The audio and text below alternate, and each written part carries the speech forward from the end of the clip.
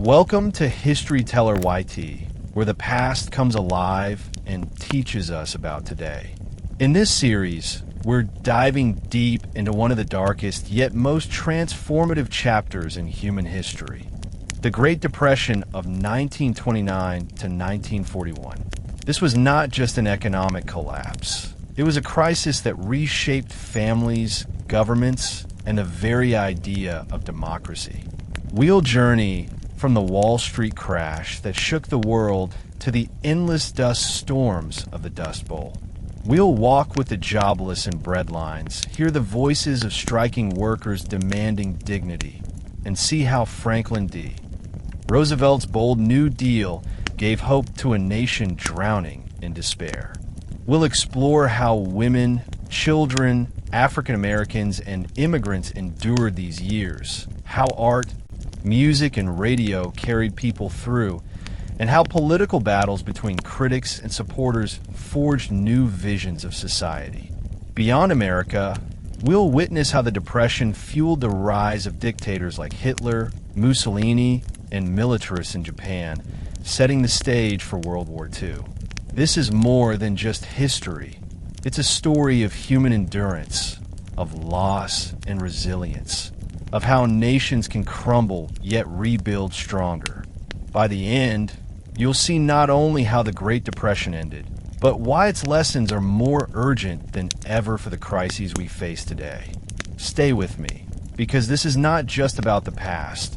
It's about understanding our present and shaping our future. The decade before the Great Depression, known as the Roaring Twenties, was celebrated as an era of unprecedented prosperity in the United States. Jazz music, flapper fashion, mass consumer culture, and the rise of radio and cinema painted the picture of a modern, confident society. But beneath this cultural glitter, the economy rested on fragile foundations.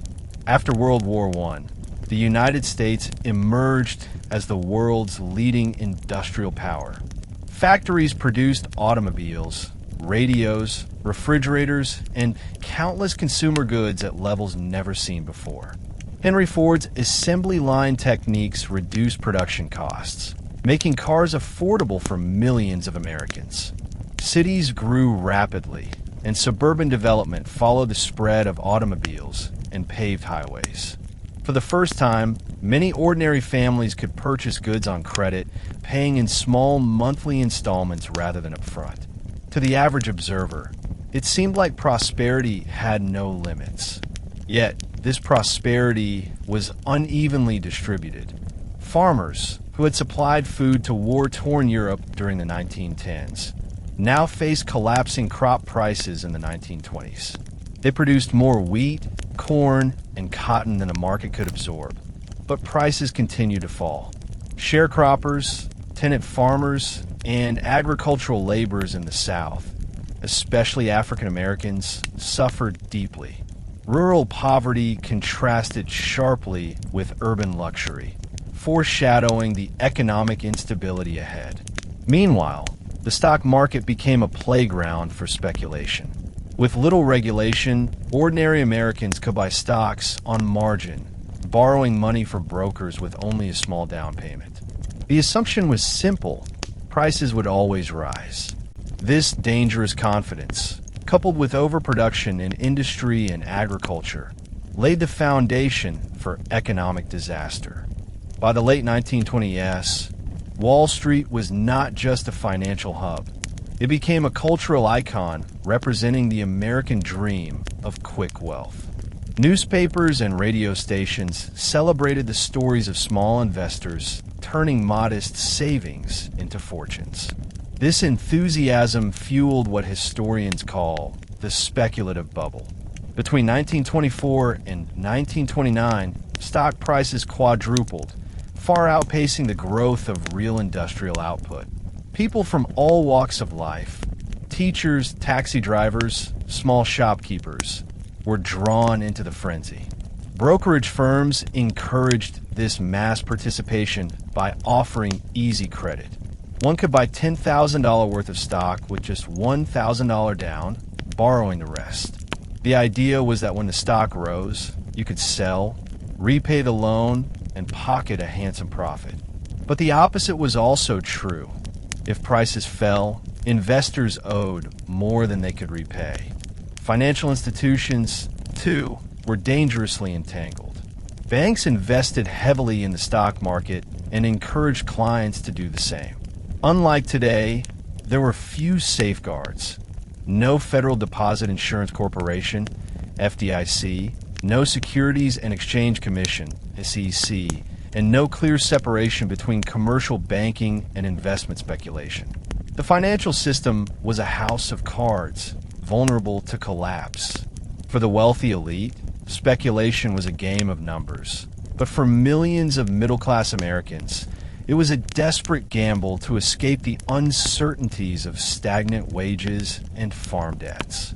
By 1928 and 1929, the nation was consumed by the belief that prosperity was permanent. President Calvin Coolidge famously declared, "The business of America is business," and his successor, Herbert Hoover, campaigned on the promise of continued growth. Yet the cracks were already visible. Declining agricultural exports, rising unemployment in key industries, and a mounting imbalance between rich and poor. The stage was set for catastrophe. Despite the glitter of Wall Street, numerous warning signs signaled that the economy was unsustainable. Consumer debt skyrocketed as households borrowed to buy cars, radios, and home appliances.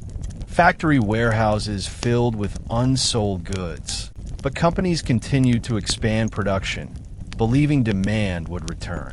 Farmers, drowning in debt, often mortgaged their land to plant even more crops, only to face further price collapses. International trade also faltered. After World War I, European nations owed billions to American banks and relied on exports to repay their debts.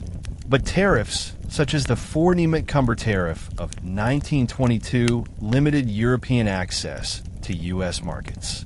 To make matters worse, the global gold standard tied currencies together, transmitting financial instability across borders.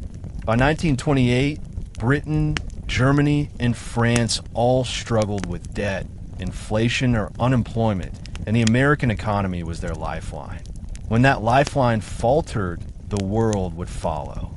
Economists like Roger Babson warned of a coming crash, famously predicting in September 1929 that sooner or later, a crash is coming, and it may be terrific. Few took him seriously. Newspapers dismissed such warnings as pessimism, and most Americans believed in the unstoppable rise of prosperity. The government, under President Hoover, maintained a hands-off approach, insisting that markets would self-correct. In reality, both the federal government and private industry were gambling on hope, ignoring the deep structural weaknesses of the economy. By the summer of 1929, stock prices reached record highs. Farmers faced ruin, workers feared layoffs, and banks stretched their credit beyond safe limits. The illusion of prosperity was about to collapse with a force that would shock the world. By the summer of 1929, the stock market had become a national obsession, a theater where millions believed their fortunes would be made. Wall Street in New York City was the nerve center of this dream, and its daily fluctuations were followed like sports scores. Crowds gathered outside the New York Stock Exchange, reading the ticker tape as if it were scripture. In July and August of that year, prices soared to dizzying levels. The Dow Jones Industrial Average reached an all-time high of 381 points in early September, more than 4 times its value just 5 years earlier. Newspapers celebrated the new era of prosperity, fueled by science, technology, and the supposedly endless potential of American capitalism. Even President Herbert Hoover, inaugurated just months before in March, reassured the nation that the future of America is bright with hope. Yet beneath the euphoria, panic simmered. Brokers whispered about shaky loans, and some insiders quietly sold off large blocks of shares. A few financial experts sounded alarms, warning that the market was inflated far beyond the real value of the companies represented. Roger Babson, a respected economist, repeated his earlier warnings. Sooner or later, a crash is coming, and it may be terrific. When a brief dip in prices occurred in September, investors brushed it off as a healthy correction, not realizing it was the tremor before the earthquake. Behind the headlines of prosperity, factory layoffs were increasing, farm foreclosures multiplied, and consumer debt hit unprecedented levels. The market had become a bubble, swollen by speculation, margin loans, and collective denial. The fever of wealth reached its peak in October 1929, when the illusion of endless growth shattered. The crash began quietly, then thundered with unstoppable momentum.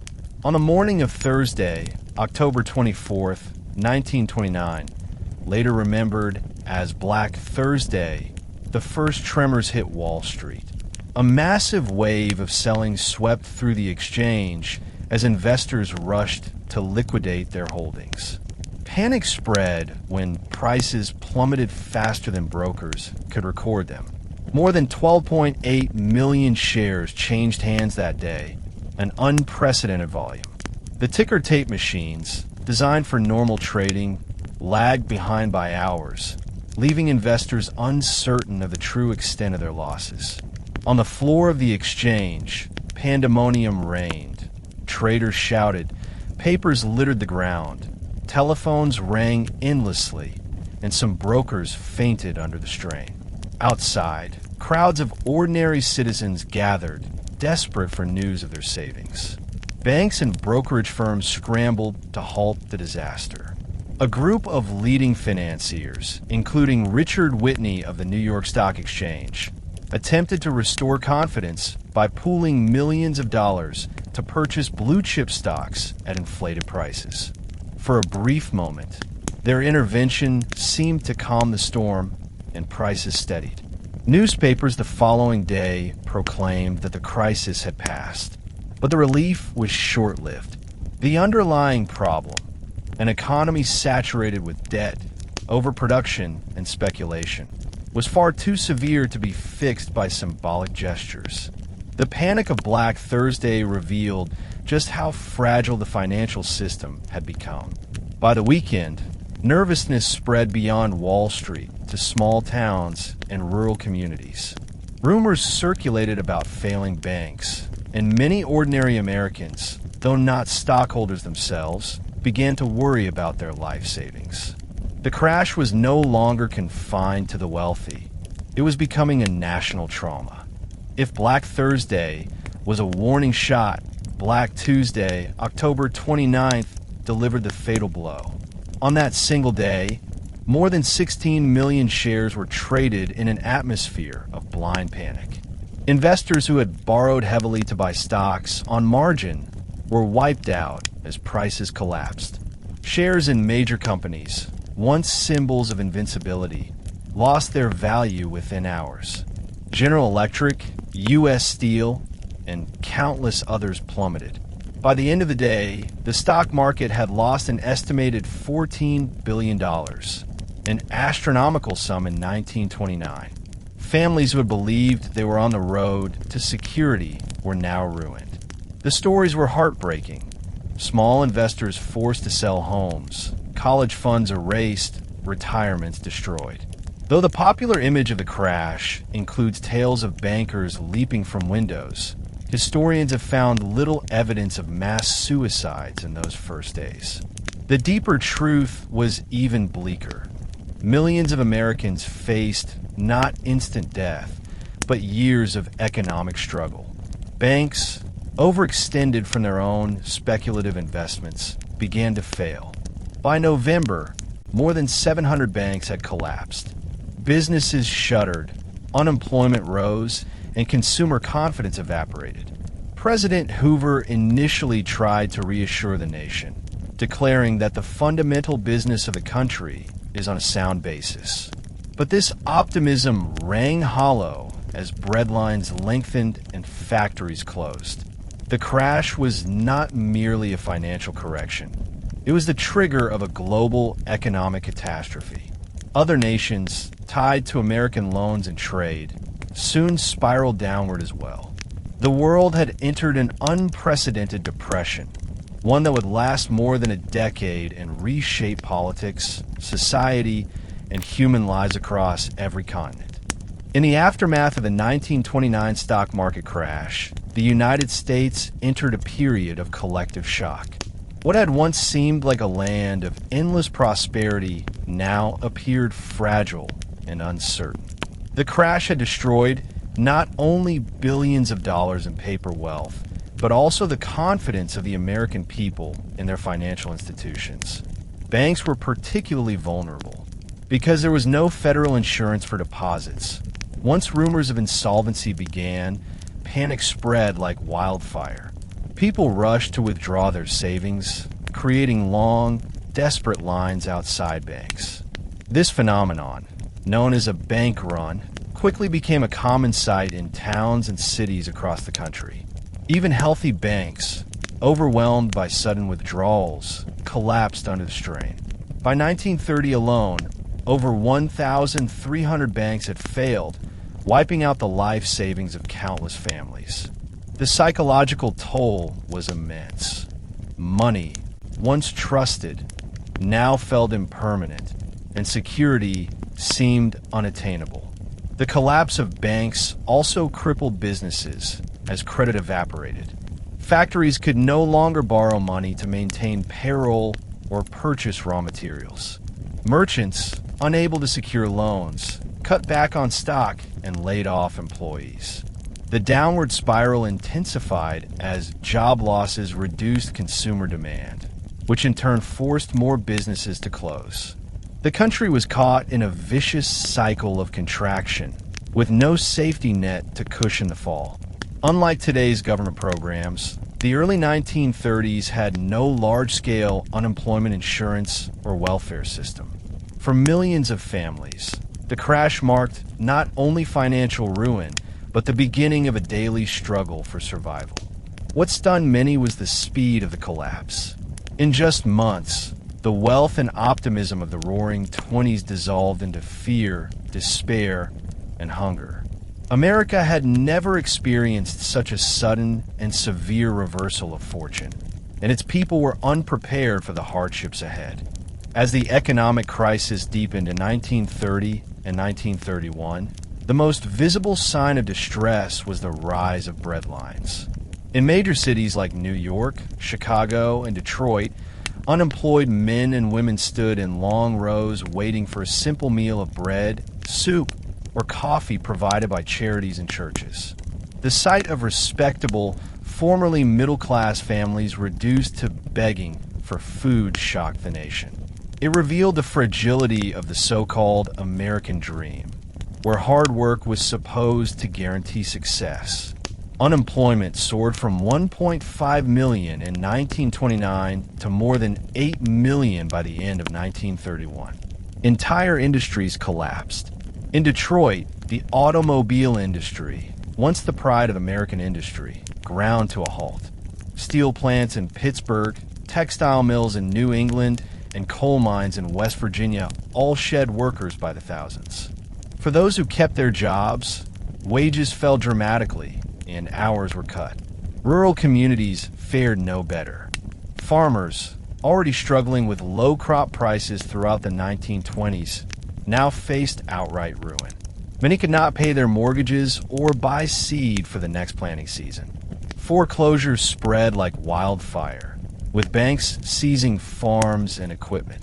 Families who had lived on the same land for generations suddenly found themselves dispossessed. Migrant labor became a grim reality as men left home to wander the countryside in search of work, often riding freight trains illegally in dangerous conditions. Families fractured under the pressure. Children dropped out of school to help earn money, while women took in laundry or sewing to keep food on the table. The Depression was not only an economic crisis, but a profound human tragedy that stripped millions of dignity and security.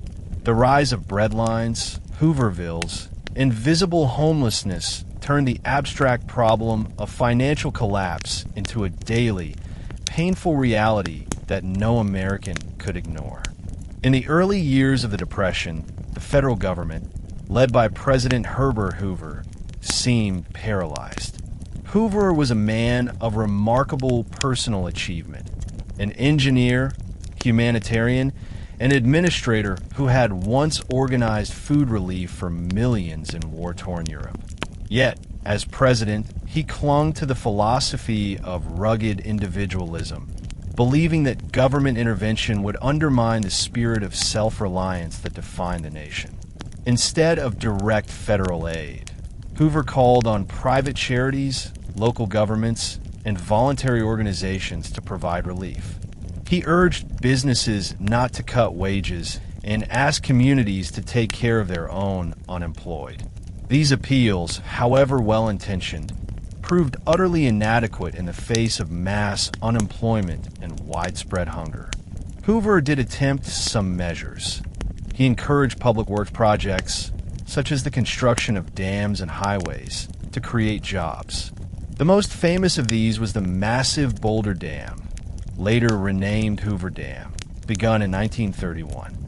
He also signed a Reconstruction Finance Corporation into law, which provided loans to banks, railroads, and large businesses in hopes of stabilizing the economy.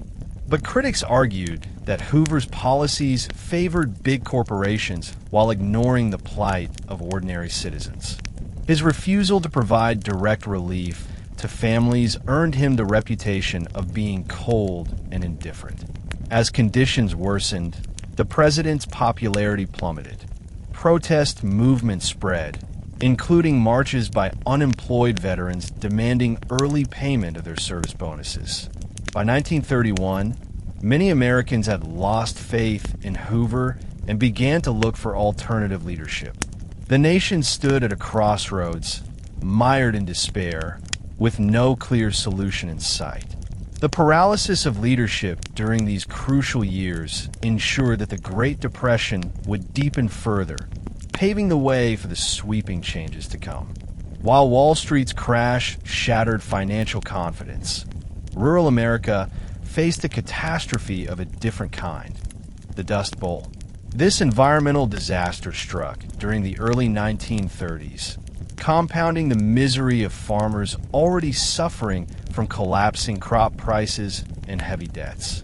The roots of the Dust Bowl stretched back decades. In the early 20th century, the Great Plains, stretching from Texas and Oklahoma through Kansas, Colorado, and Nebraska, had been transformed by agricultural expansion. The region, once dominated by native grasses that anchored the soil, was plowed up by mechanized farming to meet the demands of booming grain markets during World War I. Farmers were encouraged by government policies and banks to plant more and more wheat, often overcropping land with little thought for long-term sustainability. By the 1920s, the soil of the plains had been stripped of its natural defenses. When a series of severe droughts began in 1930, the fragile land could not hold. High winds whipped the dry topsoil into massive clouds of dust that blackened the skies, sometimes blotting out the sun for hours. These storms, later known as black blizzards, swept across the plains, burying houses, killing livestock, and destroying crops in their infancy. The environmental disaster was unprecedented. Dust penetrated every crack of homes, coated furniture, and even choked people and animals. Respiratory illnesses, particularly dust pneumonia, became common. Entire communities were suffocated under the weight of nature's fury. To the already struggling farmers, the Dust Bowl was not just an agricultural failure. It was a direct assault on survival. Families that had worked the same land for generations now faced total ruin, as their fields turned into barren deserts. What made this tragedy even more devastating was that it struck at the very heart of the nation's breadbasket. The region that once promised abundance had become a wasteland. As the Dust Bowl worsened, hundreds of thousands of families made the painful decision to leave their homes and seek a better life elsewhere.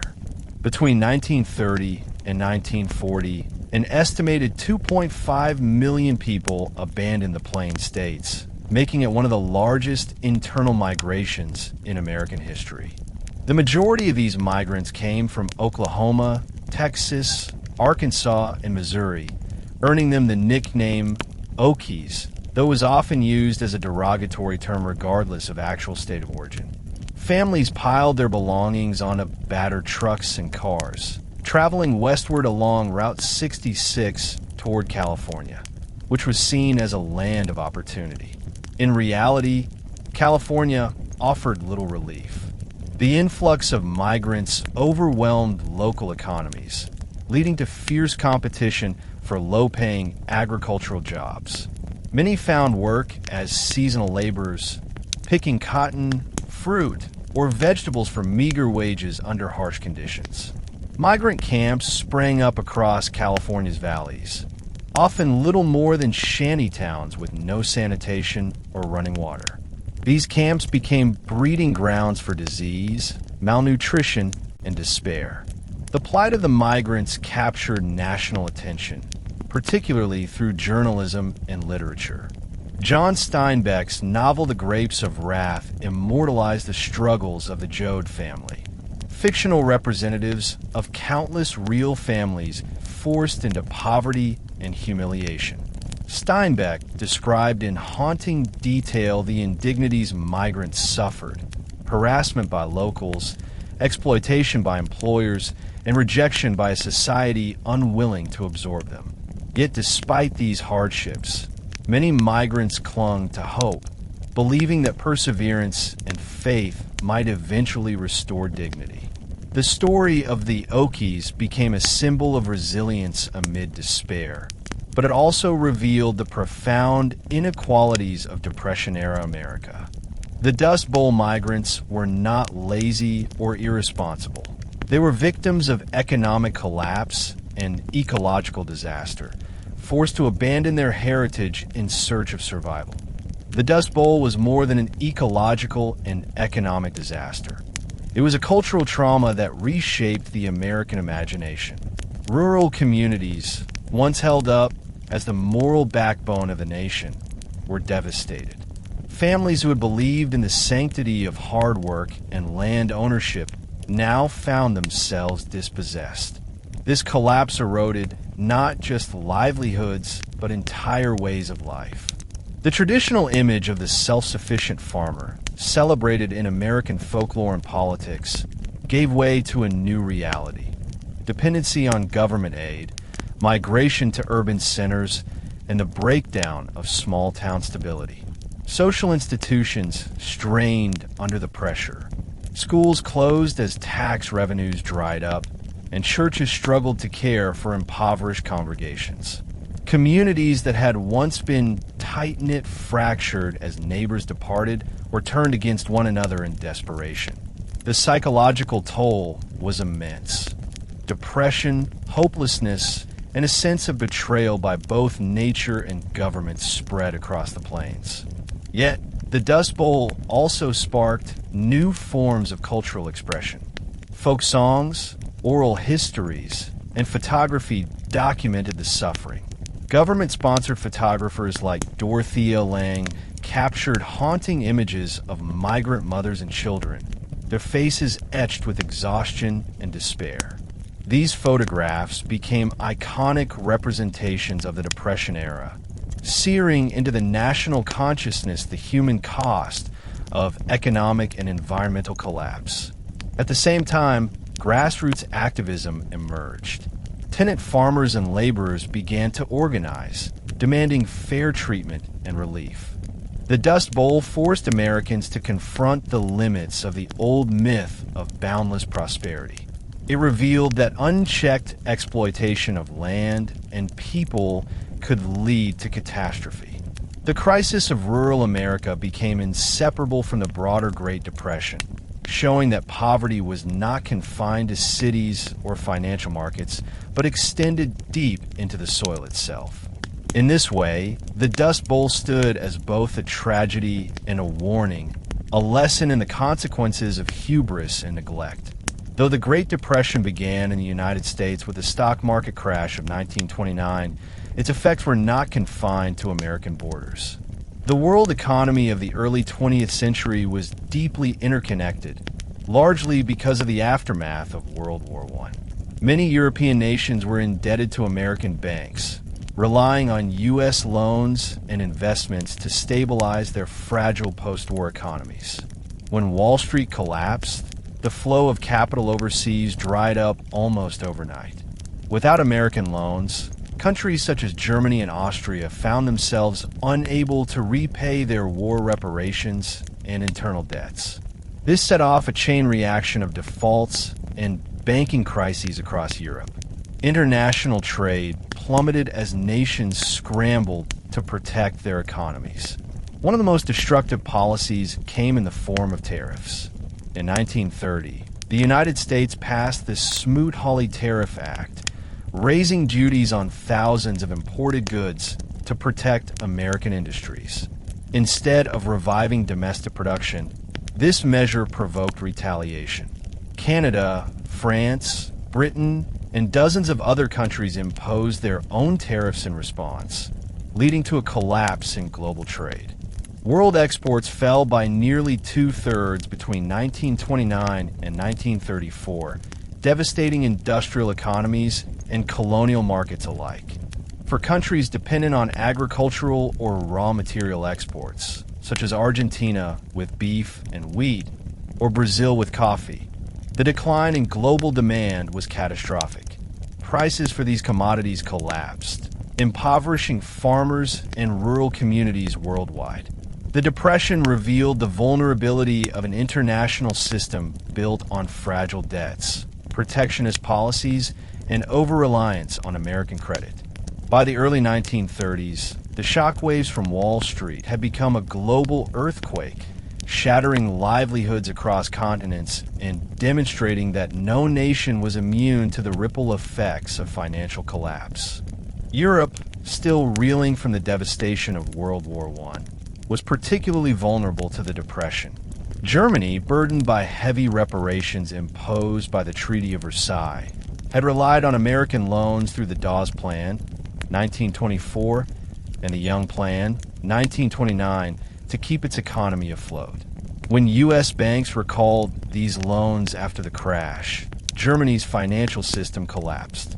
By 1932, nearly 6 million Germans were unemployed and extremist political movements gained ground. The economic despair created fertile soil for Adolf Hitler and the Nazi Party, who promised jobs, national revival, and an end to humiliation under Versailles. The Depression was not the sole cause of Nazism's rise, but it was the accelerant that transformed discontent into mass political support. Britain, though less dependent on American credit, faced its own challenges. The country abandoned the gold standard in 1931 after a severe financial crisis, devaluing the pound in an attempt to revive exports. While this move stabilized the economy somewhat, unemployment in industrial regions like Wales and northern England remained high. In France, the Depression arrived later, but hit hard by the mid-1930s, weakening the political system and contributing to cycles of unstable governments. Strikes and protests erupted across Europe as workers demanded relief and reform. The economic crisis also undermined faith in democratic systems, as governments appeared incapable of addressing mass unemployment and poverty. In Italy, Benito Mussolini used the Depression to strengthen his fascist regime, emphasizing autarky or self-sufficiency as a solution. Across the continent, the Depression revealed the fragility of parliamentary democracies and pushed societies toward authoritarianism.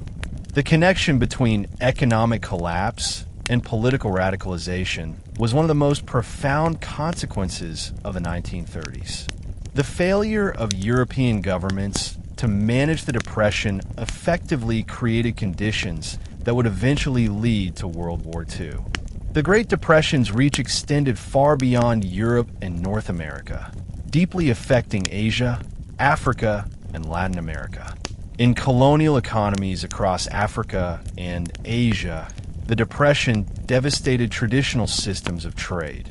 Most colonies were structured to export raw materials, such as cocoa from West Africa, cotton from India, or rubber from Southeast Asia, in exchange for manufactured goods from Europe. When global demand collapsed, colonial producers faced ruin. In India, millions of farmers saw their livelihoods vanish as the British colonial government maintained high taxes while crop prices plummeted. Rural indebtedness soared, sparking protests and fueling nationalist movements led by figures like Mahatma Gandhi. In Africa, cash crop producers suffered immensely. Cocoa prices in the Gold Coast, modern Ghana, fell by 2/3, throwing tens of thousands of farmers into poverty. Colonial governments offered little relief, focusing instead on maintaining order. This fueled resentment and strengthened anti-colonial sentiments that would later influence independence movements. Latin America, heavily dependent on exports such as coffee, beef, and sugar, was also devastated. Brazil, the world's leading coffee exporter, faced such a severe collapse in demand that the government resorted to literally burning coffee beans to reduce surplus. In Argentina, wheat and beef exports fell dramatically, leading to political instability and the rise of military regimes. In Chile, the collapse of nitrate exports wiped out entire communities. Even Asia's emerging industrial powers were not spared. Japan, for instance, suffered from a collapse in silk exports, but responded with aggressive state intervention, boosting militarization and expansion into China as a solution to its economic woes. The Depression thus reshaped the global balance of power. It exposed the dependency of colonial and export-driven economies on Western markets and reinforced political radicalization worldwide. The global crisis was not just an American tragedy, but a shared experience that bound the world together in hardship, laying the groundwork for dramatic geopolitical shifts in the years to come. The Great Depression was not only an economic catastrophe, it was a deeply personal tragedy that tore apart the social fabric of American life. For millions of families, the sudden collapse of stability was devastating. Fathers, often viewed as the breadwinners and pillars of the household, faced the humiliation of unemployment. Men who had once provided for their families now stood in endless job lines, waiting for opportunities that rarely came. The psychological burden was immense. Many felt stripped of their dignity, ashamed to look their children in the eye. Some abandoned their families entirely, unable to bear the weight of failure.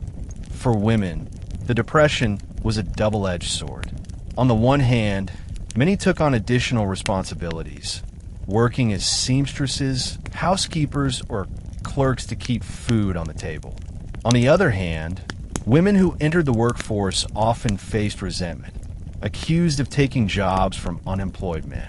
Yet their labor became essential for family survival. Children, too, bore the brunt of hardship. Malnutrition spread as parents struggled to provide even basic meals. School attendance dropped as many young people left to work in fields, factories, or odd jobs to support their families. Some rode freight trains across the country as hobos, joining the growing population of displaced youth searching for work. The very idea of the American family as a stable, self-sufficient unit was shaken.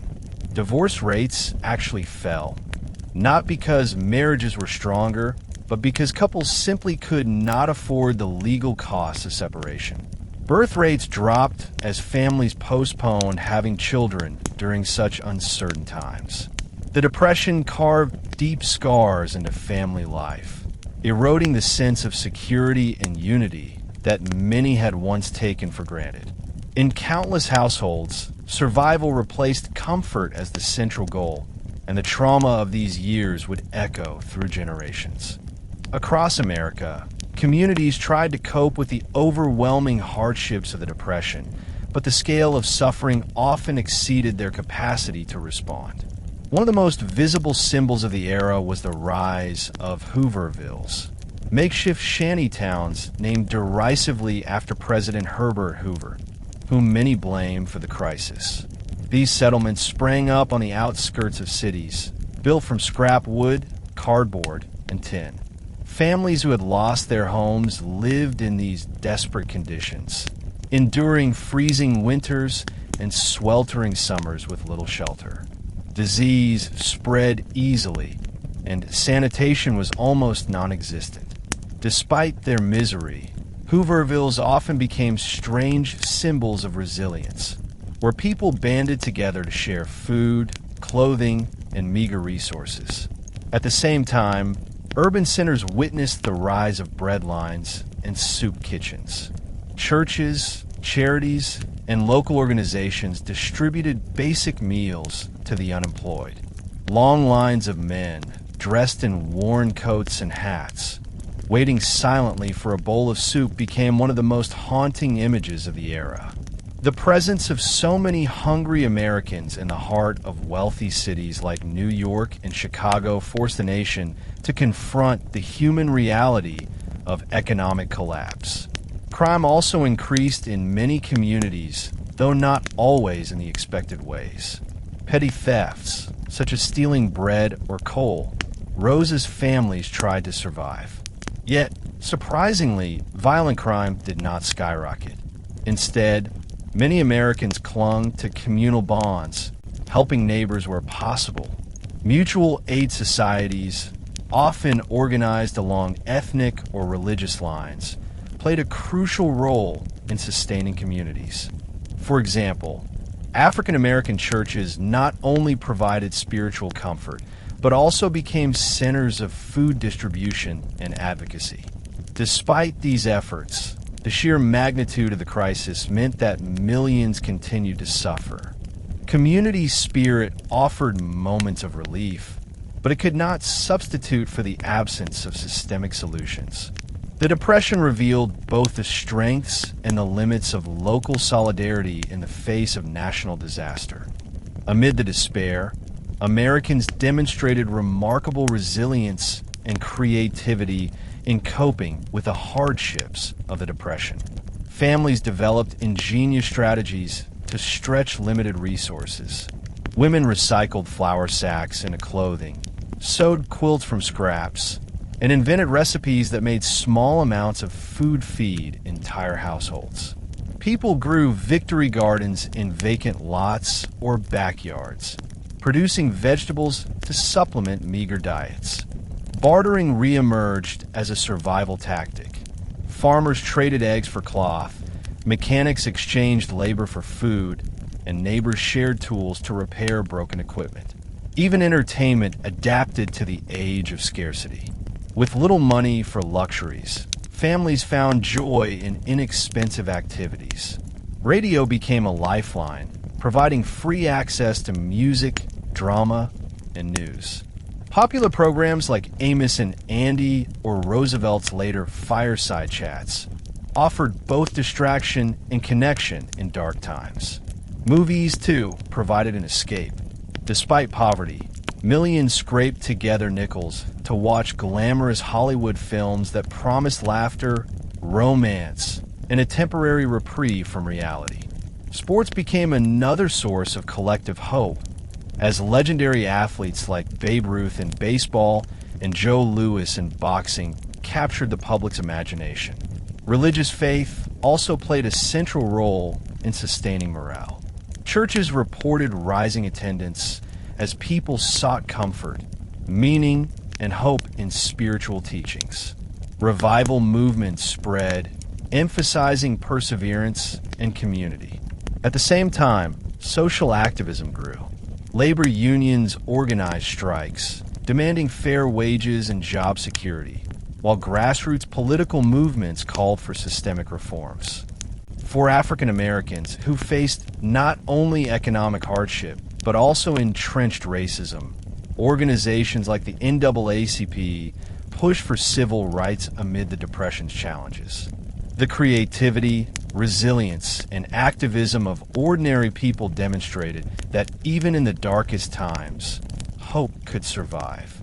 Though survival required painful sacrifices, it also revealed the enduring strength of human ingenuity and the determination to endure until better days returned.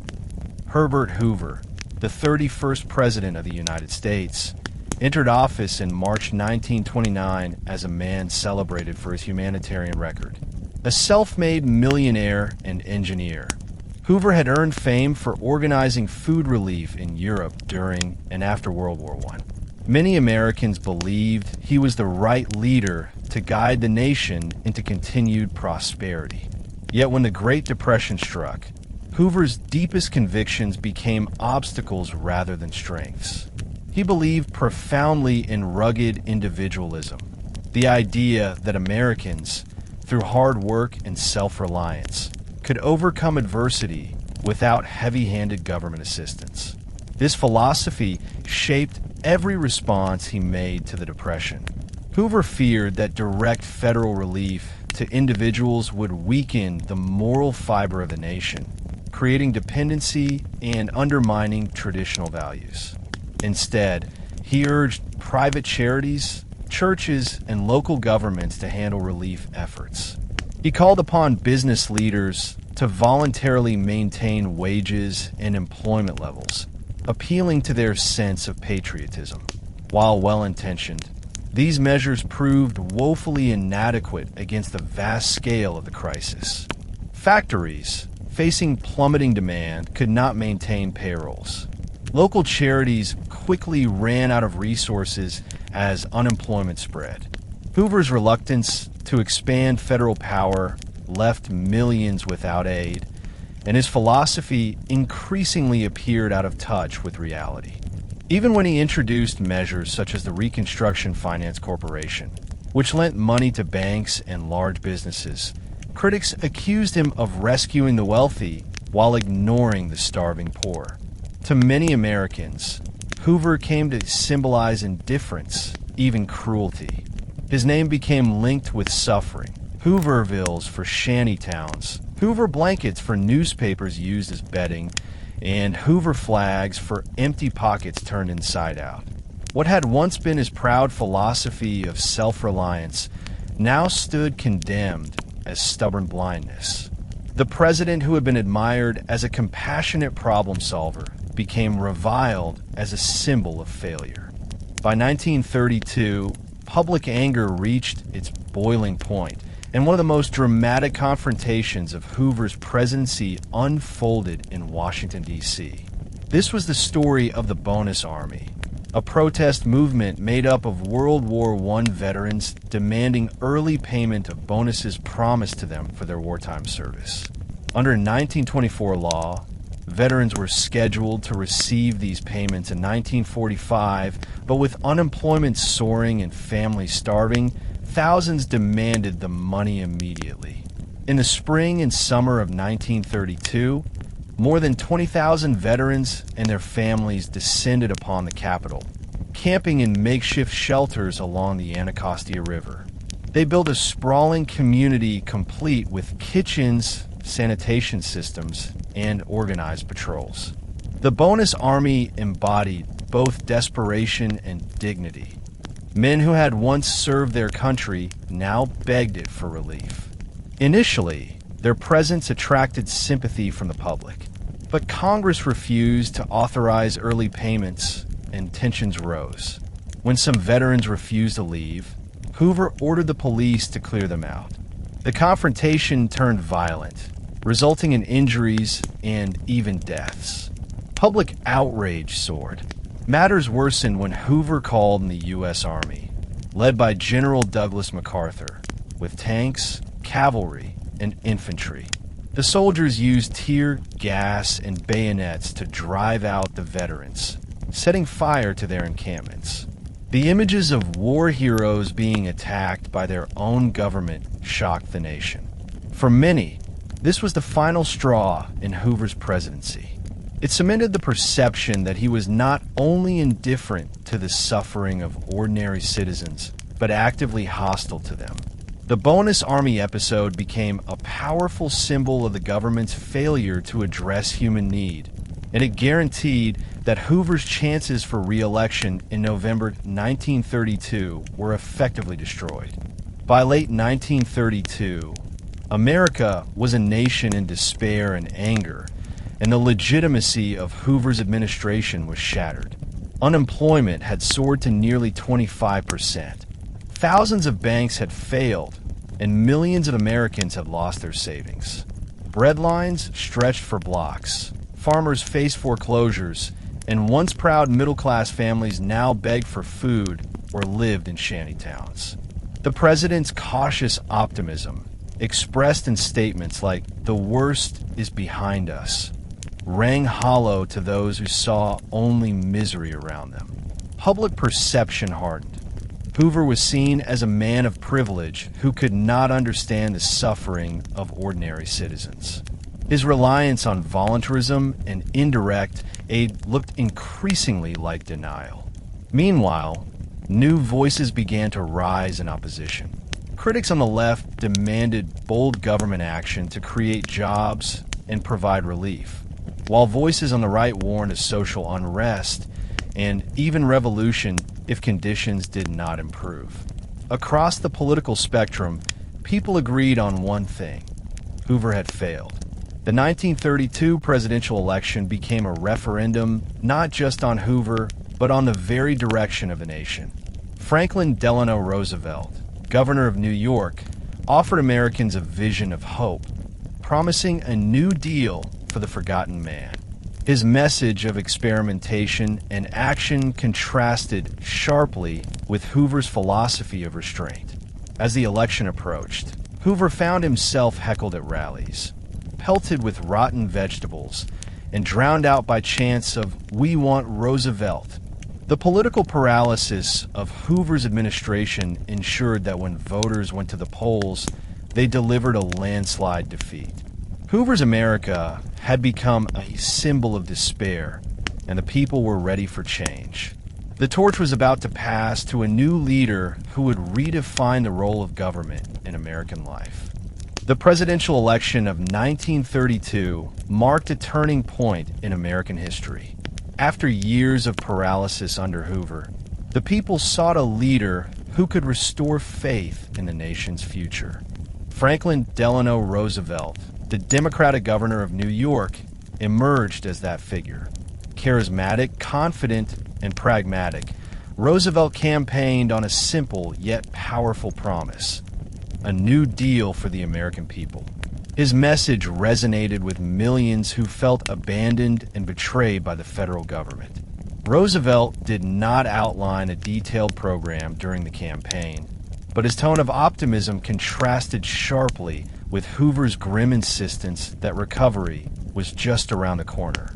In November 1932, voters delivered a landslide victory to Roosevelt, giving him 472 electoral votes to Hoover's 59. For many Americans, Roosevelt's triumph was less about policy specifics and more about hope itself. His warm, reassuring voice on the radio and his ability to connect with ordinary people gave the impression of a leader who understood their pain. The nation awaited his inauguration in March 1933 with desperate anticipation. By then, conditions had worsened. Banks were failing daily, unemployment hovered at record highs, and farm foreclosures mounted. People feared that the capitalist system itself might collapse. When Roosevelt took the oath of office on March 4th, 1933, he addressed these fears head-on in his inaugural speech, declaring, "The only thing we have to fear is fear itself." These words electrified the country. Roosevelt did not promise miracles. but he pledged bold, persistent experimentation, a willingness to try new ideas and adapt if they failed. This spirit of action, combined with his infectious optimism, immediately shifted the national mood. Where Hoover symbolized paralysis, Roosevelt embodied movement. His election signaled the beginning of a new era in which the federal government would take an active role in addressing economic crisis, reshaping the relationship between the state and its citizens. Roosevelt wasted no time in translating words into action. During his first 100 days in office, he launched an unprecedented wave of legislation to stabilize the economy and provide relief. His first priority was the banking system, which had nearly collapsed. On March 6, 1933, just 2 days after taking office, Roosevelt declared a nationwide bank holiday, temporarily closing all banks to stop the panic. Congress quickly passed the Emergency Banking Act, which allowed only financially stable banks to reopen under government supervision. To restore public confidence, Roosevelt addressed the nation directly in his first Fireside chat on the radio, calmly explaining how banks worked and why their savings would now be safe. Millions listened in their living rooms, and when banks reopened, people lined up not to withdraw money but to redeposit it. Confidence began to return. Beyond banking, Roosevelt and Congress created a host of new agencies and programs, quickly nicknamed the Alphabet Soup. The Civilian Conservation Corps, CCC, put young men to work planting trees, building parks, and improving infrastructure.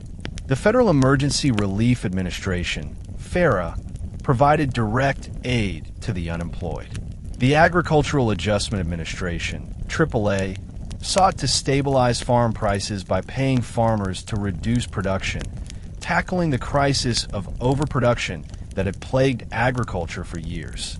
The Tennessee Valley Authority, TVA, launched an ambitious program to bring electricity, flood control, and economic development to a region long trapped in poverty. Each measure represented a dramatic expansion of federal responsibility.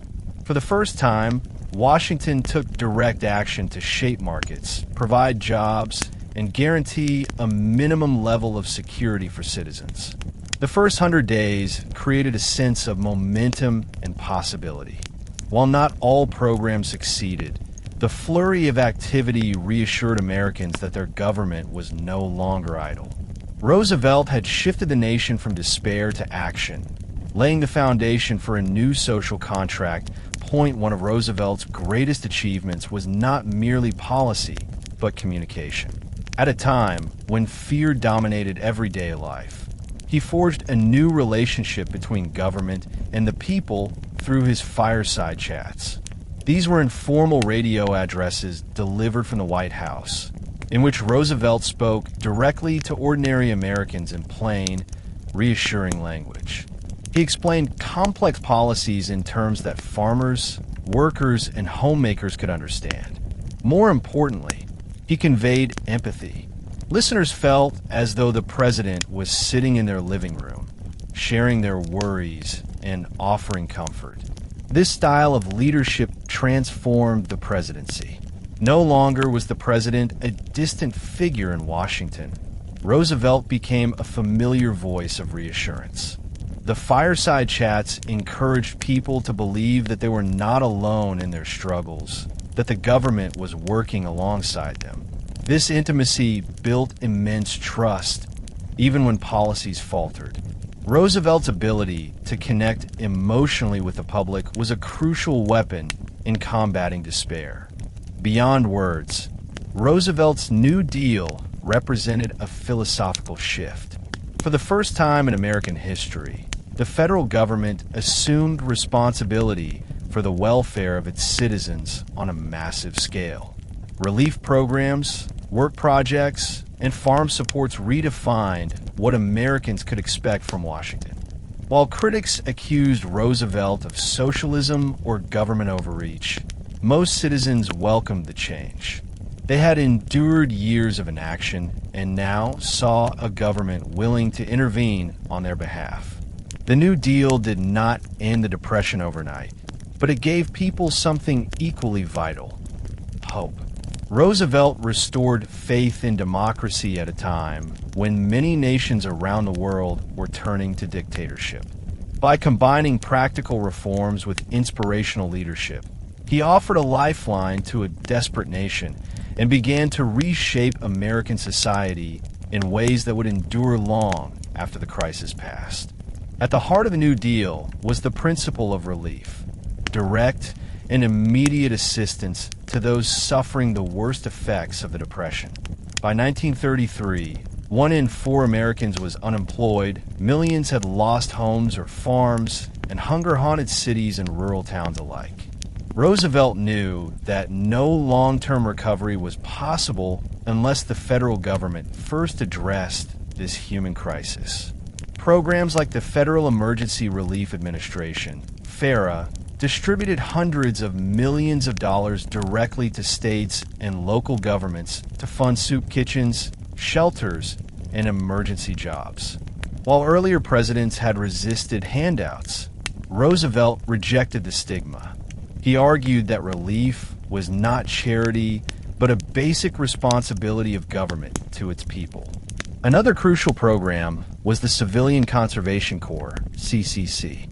Targeting unemployed young men between the ages of 18 and 25, the CCC offered not just wages, but housing, meals, and a sense of purpose. Participants planted trees, built trails, fought soil erosion, and developed national parks. The CCC not only alleviated unemployment, but also left a lasting environmental legacy across America. For older workers and families, the Civil Works Administration, CWA, provided temporary jobs in the winter of 1933 to 34, employing more than 4 million people in building schools, roads, and public buildings. Though criticized for being short-term, the CWA demonstrated Roosevelt's commitment to putting people back to work quickly. Relief also extended to rural areas through programs like the Resettlement Administration, which attempted to aid destitute farmers displaced by the Dust Bowl. These relief measures were far from perfect. Corruption and inefficiency sometimes plagued them, and they could not reach every suffering household. Yet for millions of desperate Americans, they represented the first tangible sign that the federal government cared about their plight. Relief restored dignity by providing work rather than mere charity, bridging the gap between despair and the promise of long-term recovery. While relief addressed immediate suffering, Roosevelt also pursued recovery, reviving key sectors of the economy to create sustainable growth. Agriculture, long in crisis, was a top priority. The Agricultural Adjustment Administration, AAA, sought to raise crop prices by reducing surpluses. Farmers received subsidies to plow under fields, slaughter excess livestock, and cut production. Though controversial, destroying food while people went hungry angered many. The policy succeeded in stabilizing farm prices and lifting rural incomes. At the same time, the government worked to rehabilitate land ravaged by the Dust Bowl. Soil conservation programs promoted crop rotation, counterplowing, and reforestation, addressing decades of destructive farming practices. Industrial recovery came through the National Industrial Recovery Act, NIRA, of 1933, which created the National Recovery Administration, NRA. The NRA encouraged businesses to adopt fair competition codes, set minimum wages, and establish maximum working hours. Its iconic blue eagle logo became a symbol of patriotic participation, displayed in shop windows and factories. The goal was to stimulate demand by raising wages and shortening hours, thereby spreading work among more employees. While the NRA faced criticism for inefficiency and favoritism, it marked a bold experiment in government-business cooperation. Public works projects also played a key role in recovery. The Public Works Administration, PWA, funded massive infrastructure projects, dams, bridges, schools, and hospitals that created jobs while modernizing the nation's foundation. Perhaps most transformative was the Tennessee Valley Authority, TVA, which brought electricity, flood control, and economic development to one of the poorest regions of the country. By harnessing natural resources for the public good, the TVA embodied Roosevelt's belief that government could be a positive force for progress. These recovery programs did not end the Depression, but they slowed the collapse and offered millions a path toward stability, proving that coordinated national action could revive a struggling economy. Beyond relief and recovery, Roosevelt envisioned reform, structural changes to prevent another catastrophe like the Depression. The banking system was at the forefront of reform efforts. The Glass-Steagall Banking Act of 1933 established the Federal Deposit Insurance Corporation, FDIC, guaranteeing deposits up to a set amount. This reassured Americans that their money was safe, ending the cycle of devastating bank runs. Glass-Steagall also separated commercial banking from investment banking, reducing the risk of reckless speculation that had fueled the Wall Street crash. Securities reform followed with the creation of the Securities and Exchange Commission, SEC, in 1934, tasked with regulating the stock market, enforcing transparency, and curbing insider trading. For the first time, financial markets operated under serious federal oversight. Labor reform was equally significant. The Wagner Act of 1935, or National Labor Relations Act, guaranteed workers the right to form unions and bargain collectively. This legislation dramatically shifted power toward labor, fueling a wave of unionization that gave workers new leverage for better wages and conditions. Social reform reached its peak with the Social Security Act of 1935, a landmark law establishing old age pensions, unemployment insurance, and aid to the disabled and dependent children. Though modest compared to later expansions, Social Security represented a revolutionary idea that the federal government bore responsibility for the long-term security of its citizens. Reform also targeted utilities and monopolies, with the Rural Electrification Administration bringing electricity to millions of farms and small towns. Collectively, these reforms redefined the relationship between government, business, and citizens. They sought not just to address the present crisis, but to build safeguards against future collapse. The New Deal, thus, went beyond emergency response. It laid the foundation of the modern American welfare state and regulatory system. Critics called it socialism, but for millions of Americans, it was salvation. Reform gave them hope that the chaos of the Depression would not be repeated and that their children might inherit a safer, fairer society. From the very beginning, the New Deal faced fierce criticism from conservatives who believed Roosevelt's policies threatened the foundations of American capitalism. Business leaders, bankers, and Republican politicians argued that the sweeping expansion of federal power undermined free enterprise and individual liberty. To them, Roosevelt was pushing the country towards socialism, a dangerous experiment that would destroy the private economy. Organizations such as the American Liberty League, formed in 1934 by prominent businessmen and conservative Democrats, launched campaigns accusing Roosevelt of betraying American traditions.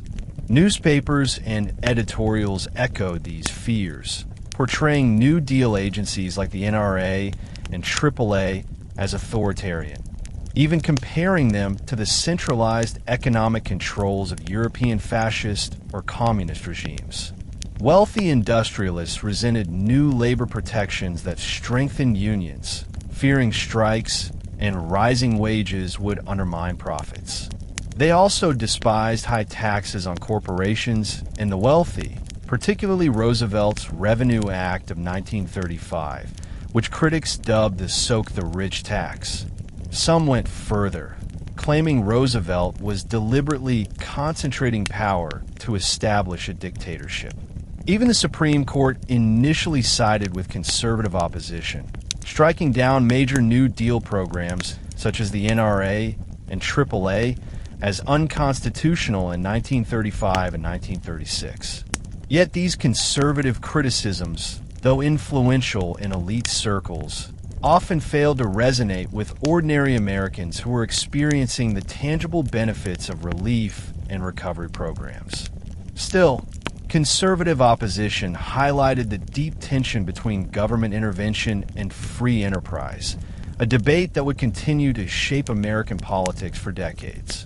Roosevelt, far from retreating, embraced the role of a controversial figure, declaring in his 1936 campaign that he welcomed the hatred of economic royalists who opposed his reforms. If conservatives accused Roosevelt of going too far, a powerful chorus of populist critics insisted that he had not gone far enough. Among the most famous was Huey Long, the fiery senator from Louisiana, nicknamed the Kingfish. Long argued that the New Deal failed to address the fundamental inequality of American society. He proposed his Share Our Wealth program, which called for capping personal fortunes at a few $1,000,000 and redistributing wealth through guaranteed incomes, pensions, and free education. Long's slogan, "Every man a king," captured the frustration of millions of impoverished Americans. By 1935, he claimed millions of supporters across the nation and was preparing to challenge Roosevelt for the presidency before his assassination that same year. Another critic was Father Charles Coughlin, a Catholic priest from Michigan whose weekly radio broadcasts reached tens of millions. Initially a supporter of Roosevelt, Coughlin turned against him, accusing the New Deal of serving bankers rather than the common people. His rhetoric grew increasingly radical, demanding the nationalization of banks and currency reforms. However, Coughlin's movement eventually lost credibility as he embraced conspiracy theories and anti-Semitic tirades, alienating much of his audience. Dr. Francis Townsend, a California physician, gained national fame with his plan for old age pensions. His Townsend plan proposed that the government pay $200 a month to every American over 60, funded by a national sales tax. Though economically unrealistic, the plan attracted massive grassroots support, pressuring Roosevelt to expand Social Security. These populist movements revealed the widespread hunger for more radical change than Roosevelt was initially willing to embrace. They also highlighted the political tightrope he walked, fending off conservative fears of socialism while responding to left-wing demands for deeper reform. Roosevelt's genius lay in absorbing elements of these critiques into his policies without surrendering the middle ground that kept him broadly popular. One of the fiercest struggles over the New Deal unfolded in the courts. In 1935 and 1936, the Supreme Court struck down several cornerstone programs, ruling that Roosevelt's administration had exceeded its constitutional authority. The invalidation of the NRA and AAA shocked Roosevelt and his supporters, raising fears that the entire New Deal might unravel. In response, Roosevelt launched his controversial court-packing plan in 1937, proposing to add up to 6 new justices to the Supreme Court for every justice over 70 who refused to retire. Roosevelt argued that the court was overburdened and out of touch with modern realities. But critics saw the plan as an attempt to undermine judicial independence and concentrate power in the executive branch. The proposal provoked fierce backlash, even among some of Roosevelt's allies, and ultimately failed in Congress. Yet the battle had a lasting effect. Soon after, the court shifted its stance, upholding key New Deal measures in what became known as the switch in time that saved 9. With the court no longer striking down major reforms, Roosevelt pressed ahead with what historians call the Second New Deal. This wave of legislation included some of the most enduring programs of his presidency: the Social Security Act, the Wagner Act protecting labor rights, and expanded public works projects under the Works Progress Administration, WPA. In many ways, the opposition Roosevelt faced strengthened his resolve to push for deeper reform. He learned to balance the demands of conservatives, populists, and the courts, crafting a New Deal coalition that brought together urban workers, farmers, African Americans, and Southern Democrats. Though critics remained vocal, Roosevelt's ability to survive these battles demonstrated both his political skill and the broad appeal of the New Deal's promise of security, reform, and hope. The conflicts of the 1930s revealed that the New Deal was not a consensus, but a contested transformation of American society, one that redefined the boundaries of government for generations. By 1935, 2 years into Franklin D. Roosevelt's presidency, it had become clear that the New Deal's first wave of programs had not fully resolved the Depression. Relief measures had provided jobs, food, and temporary shelter, while recovery programs stabilized banking and agriculture. Yet unemployment remained alarmingly high, inequality persisted, and populist critics like Huey Long and Dr. Townsend were gaining ground with calls for more radical redistribution. Roosevelt recognized that if he did not respond with stronger reforms, he risked losing political momentum and perhaps even the survival of the New Deal itself. Thus emerged what historians call the Second New Deal, a series of bold legislative initiatives between 1935 and 1938 that went beyond emergency measures to tackle deeper structural issues. Unlike the first phase, which focused on immediate relief and recovery, the Second New Deal emphasized long-term security, labor rights, and social justice. Roosevelt sought to build what he called an economic constitutional order that would protect ordinary citizens from the insecurities of modern industrial capitalism. Central to this shift was the recognition that the federal government had a responsibility not just to stabilize markets, but to ensure a baseline of dignity for its people. The Second New Deal brought forth landmark programs such as the Works Progress Administration, WPA, the National Labor Relations Act, Wagner Act, and the Social Security Act.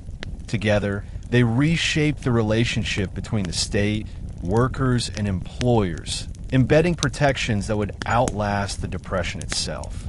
Roosevelt's new agenda reflected both political necessity and his evolving philosophy, that in a modern economy, liberty was not meaningful without security, and security required government action.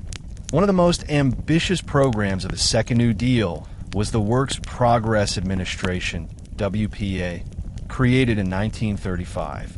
Unlike earlier relief agencies that provided short-term jobs, the WPA aimed to provide long-term employment for millions of unemployed Americans. Over its 8 years of existence, the WPA employed more than 8.5 million people, making it one of the largest public works programs in U.S. history. Workers built highways, bridges, schools, hospitals, and airports, leaving behind infrastructure that transformed American life. But the WPA was not limited to construction. It also included cultural initiatives that employed artists, musicians, writers, and actors under the federal Project No. 1. Murals painted in post offices, oral histories collected from formerly enslaved African Americans, theatrical performances for rural communities. All of these projects brought art and culture to ordinary Americans while providing jobs for creative workers. At the same time, the Wagner Act of 1935 empowered labor unions by guaranteeing workers the right to organize and bargain collectively. This legislation was revolutionary in shifting the balance of power between workers and employers. Union membership soared, and strikes multiplied as workers gained confidence in their new protections. The rise of powerful industrial unions, such as those organized under the Congress of Industrial Organizations, CIO, gave a collective voice to millions of factory and steel workers. For the first time, the federal government was not simply a neutral referee in labor disputes, but an active supporter of workers' rights. Employers, especially large corporations, bitterly opposed the Wagner Act, but it transformed labor relations in America. Together, the WPA and Wagner Act embodied the Second New Deal's focus on empowerment, giving ordinary Americans not just temporary relief, but enduring tools to improve their lives. The most enduring achievement of the Second New Deal was the Social Security Act of 1935.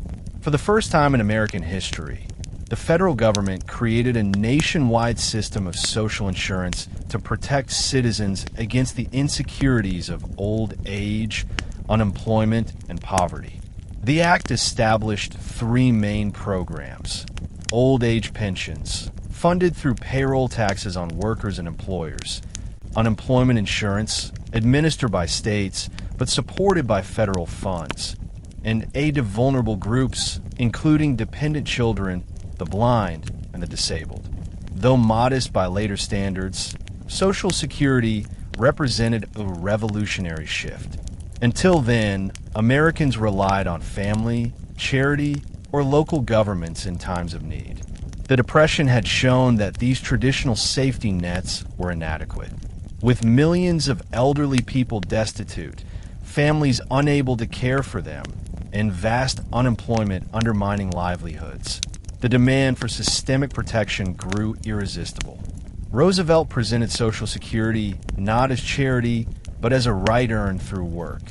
We can never insure 100% of the population against 100% of the hazards and vicissitudes of life, he admitted, but we have tried to frame a law which will give some measure of protection to the average citizen and to his family. Critics called it socialism and worried about its costs, but for millions of Americans, it offered dignity and hope. Social Security laid the foundation for the modern welfare state, ensuring that the most vulnerable would not be abandoned. It also redefined the role of government. No longer a distant regulator, Washington became a guarantor of basic security. For Roosevelt, Social Security embodied the moral core of the Second New Deal, proof that democracy could adapt to modern economic realities by creating a social contract that balanced liberty with security. While the Depression destroyed jobs, homes, and fortunes, it did not erase the human need for joy, escape, and inspiration. In fact, entertainment became one of the most essential lifelines for millions of Americans during the 1930s. Hollywood, already a booming industry in the 1920s, cemented its role as a cultural powerhouse in the Depression decade. Movie theaters, often called picture palaces, provided an affordable escape from the grim realities of everyday life. For a few cents, audiences could sit in darkened rooms and watch glamorous stars dance, sing, and triumph over adversity. The golden age of Hollywood unfolded during these years, producing some of the most iconic films and stars in history. Musicals such as those starring Fred Astaire and Ginger Rogers lifted spirits with their elegance and rhythm. Comedies by the Marx Brothers and Charlie Chaplin reminded audiences to laugh even in hard times.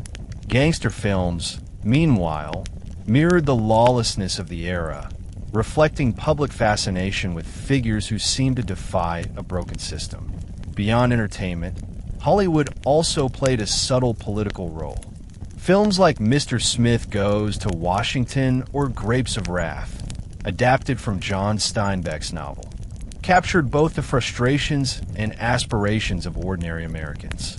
Roosevelt himself recognized the power of cinema, often using it indirectly to bolster morale and reinforce national unity.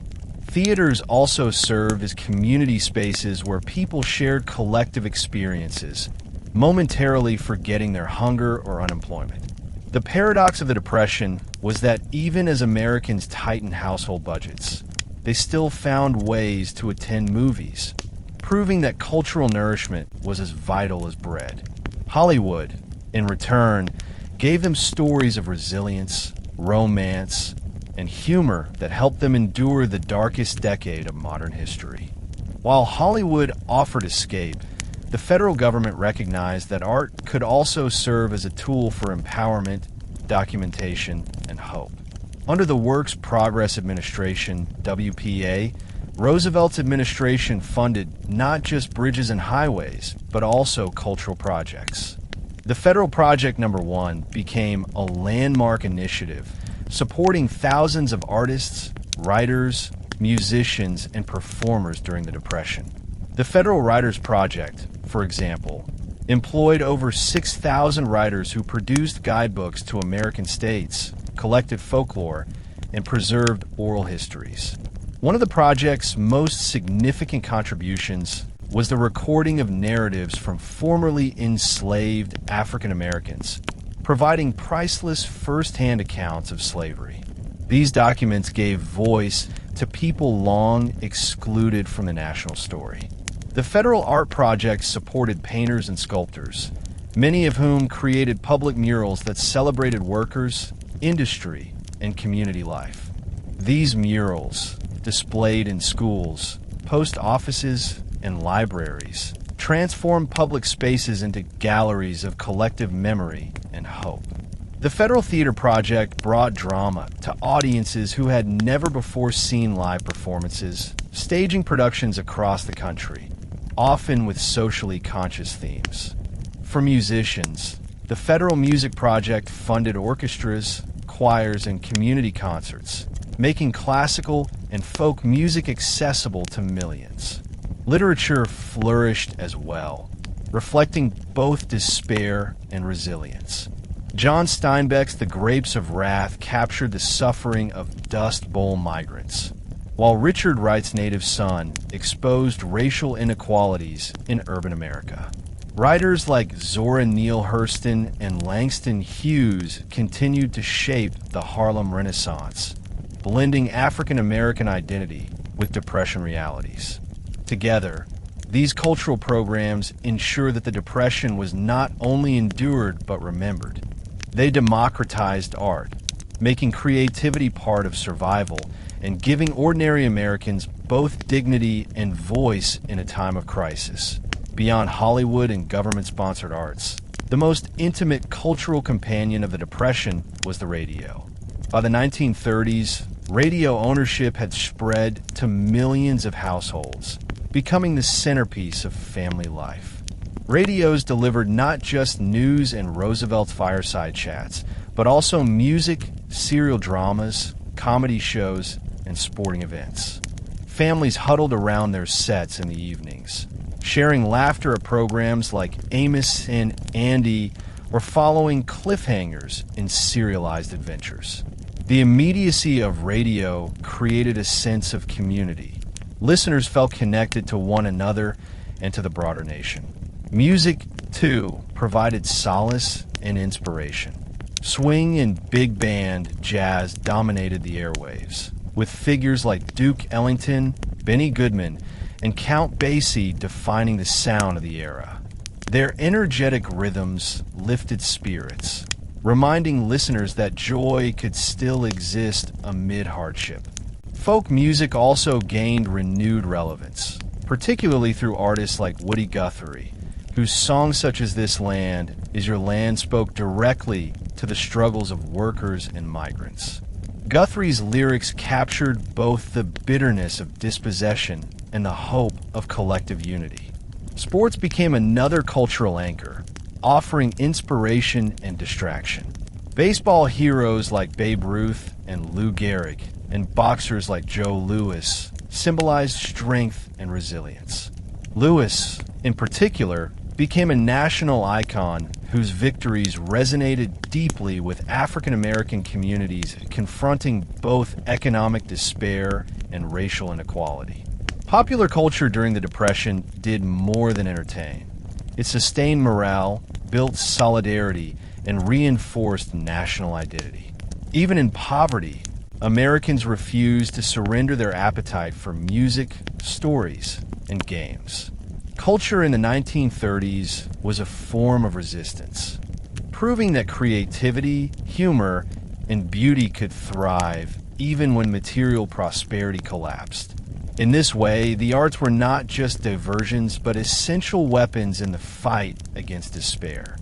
The Great Depression was devastating for all Americans, but African Americans endured its hardships with added layers of racial inequality and systemic exclusion.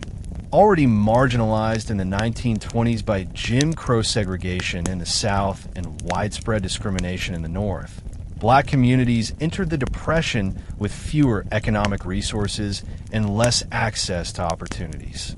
When the Depression struck, African Americans were often the first to be fired and the last to be hired. In Southern agriculture, where millions of Black sharecroppers and tenant farmers lived, falling crop prices and foreclosures hit especially hard. Mechanization and the Agricultural Adjustment Administration's AAA policy of paying landowners to reduce crops further displaced Black farmers, many of whom received no compensation at all. Landowners often pocketed the federal subsidies, leaving tenants homeless and jobless. In urban centers, discrimination compounded economic struggles. Black workers were frequently excluded from New Deal programs or offered lower wages than white counterparts. In cities like Chicago, Detroit, and New York, Black unemployment rates soared to nearly 50%, double the national average. Yet the Depression also spurred new forms of activism. Organizations like the NAACP intensified campaigns for racial justice, fighting against discriminatory hiring practices and lobbying for inclusion in relief programs. Black newspapers such as the Chicago Defender and Pittsburgh Courier gave voice to grievances and mobilized communities. At the grassroots level, churches and mutual aid societies became crucial lifelines, distributing food, shelter, and moral support. The Depression revealed both the deep structural racism of American society and the resilience of Black communities in the face of compounded adversity. For many, survival was not just an economic struggle, but a battle against entrenched racial barriers. Other minority groups also faced distinct challenges during the Depression, often shaped by prejudice and exclusionary policies.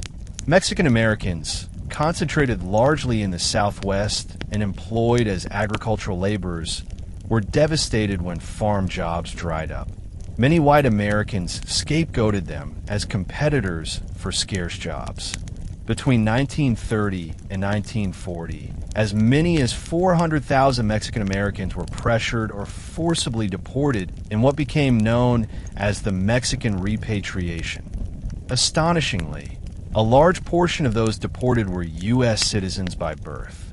Families were torn apart and entire communities uprooted, revealing the depth of xenophobia during the Depression.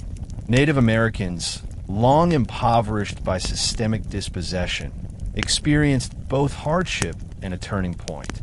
Under the leadership of John Collier, Commissioner of the Bureau of Indian Affairs, the 1934 Indian Reorganization Act sought to reverse decades of assimilationist policy.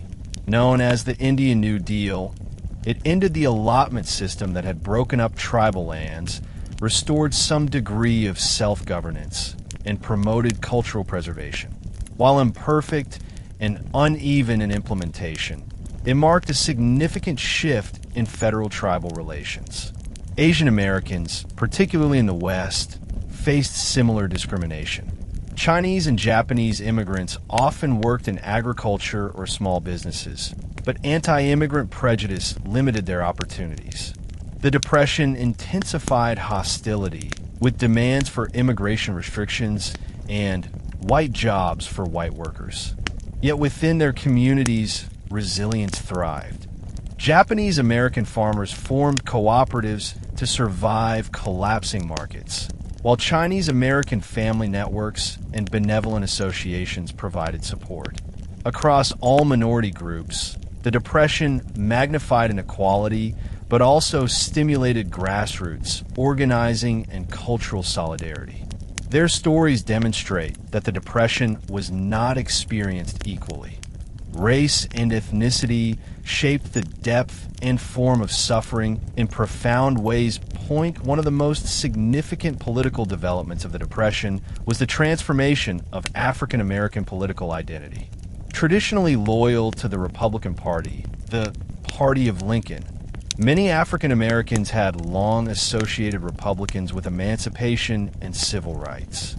But by the 1930s, the Democratic Party under Roosevelt began to attract growing support.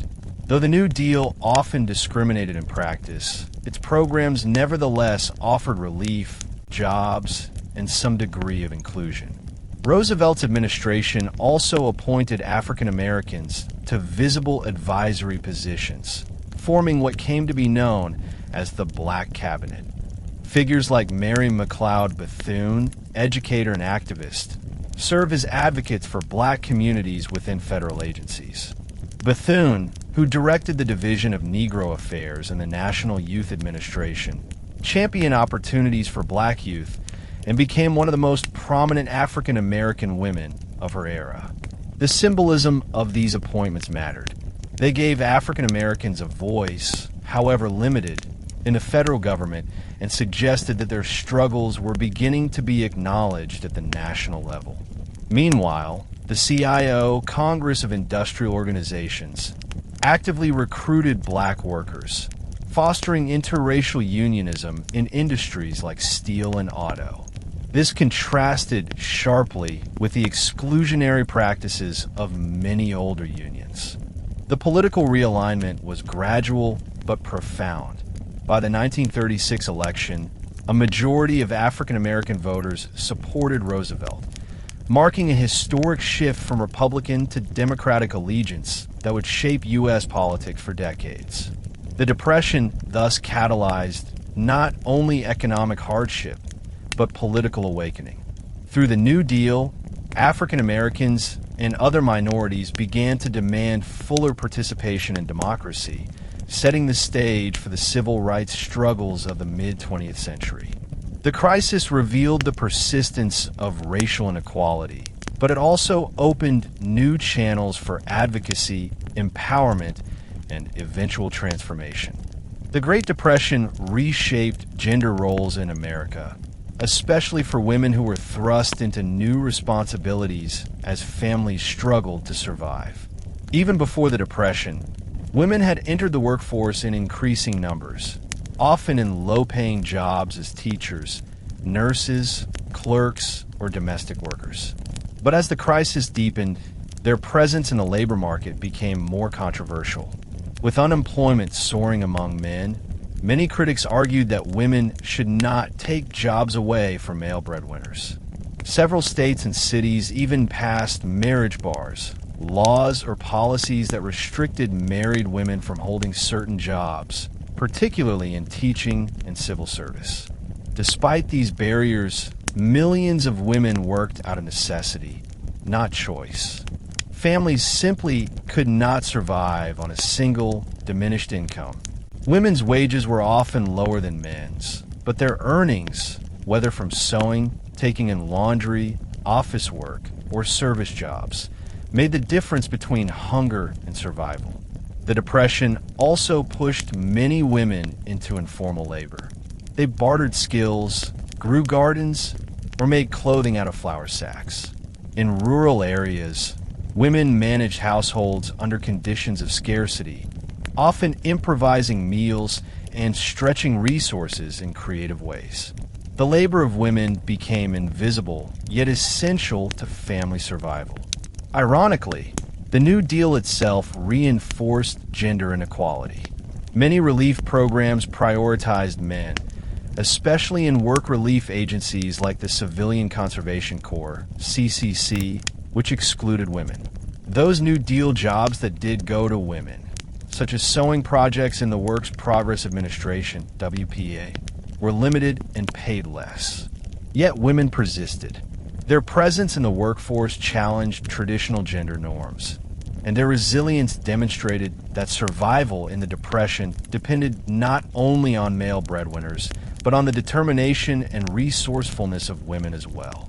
While millions of women endured hardships silently, others rose to leadership roles, shaping national debates about relief, reform, and justice. Perhaps the most influential woman of the era was Eleanor Roosevelt, the First Lady of the United States. Far from the ceremonial role expected of her predecessors, Eleanor redefined the position. She traveled widely across the nation, visiting coal mines, farms, schools, and relief centers. She listened to ordinary Americans, particularly women, minorities, and the poor, and brought their concerns back to Washington. Her newspaper column, My Day, reached millions of readers, while her speeches and public appearances gave voice to those often excluded from politics. Eleanor's advocacy for women's rights, racial equality, and youth programs made her a symbol of compassion and courage. Alongside Eleanor, other female leaders played crucial roles in shaping New Deal policy. Frances Perkins, as Secretary of Labor, became the first woman ever to serve in a U.S. presidential cabinet. Perkins was a driving force behind many second New Deal reforms, including the Social Security Act and labor protections. She championed minimum wages, maximum hours, and the right to collective bargaining. Mary McLeod Bethune, an educator and activist, became one of the most prominent black women leaders of the time, directing the Division of Negro Affairs in the National Youth Administration. Bethune fought tirelessly for opportunities for African American youth and was a central figure in Roosevelt's Black Cabinet. At the grassroots level, women organized protests, union movements, and community aid groups. Women garment workers staged strikes for better wages, while tenant farmer women led demonstrations against evictions. These acts of resistance challenged both economic injustice and gender stereotypes. The Depression, though brutal, opened new political and social spaces for women's activism, allowing them to assert influence in ways that had long been denied. Beyond politics and leadership, the Depression transformed the daily lives of ordinary women, altering family structures, expectations, and roles. With resources scarce, women became the managers of survival, stretching budgets and finding creative ways to keep households afloat. They reused materials, canned vegetables, and raised chickens or gardens to supplement diets. Family meals became simpler, with staples like beans, bread, and potatoes forming the core of diets. Women often went without food themselves to ensure children ate first. Clothing was patched, handed down, or repurposed from old materials. Beyond the household, women found themselves filling roles traditionally reserved for men. Some became primary breadwinners when husbands lost jobs, while others entered industries such as clerical work, nursing, or retail sales. This shift was not without tension. Men often resented the reversal of roles, and society continued to stigmatize working women. Yet necessity forced adaptation. For young women, the Depression limited opportunities, but also encouraged independence. Many left school to work, contributing directly to family survival. Others found employment in New Deal programs, such as the WPA, particularly in sewing or teaching projects, which gave them both income and dignity. Cultural portrayals of women also shifted during the decade. Hollywood films often featured strong female characters, reflecting both fantasies of glamour and the realities of female resilience. At the same time, magazines promoted ideals of frugality and homemaking ingenuity. The Depression underscored women's centrality to both survival and adaptation. While they bore disproportionate burdens, they also reshaped expectations about gender roles, work, and public life.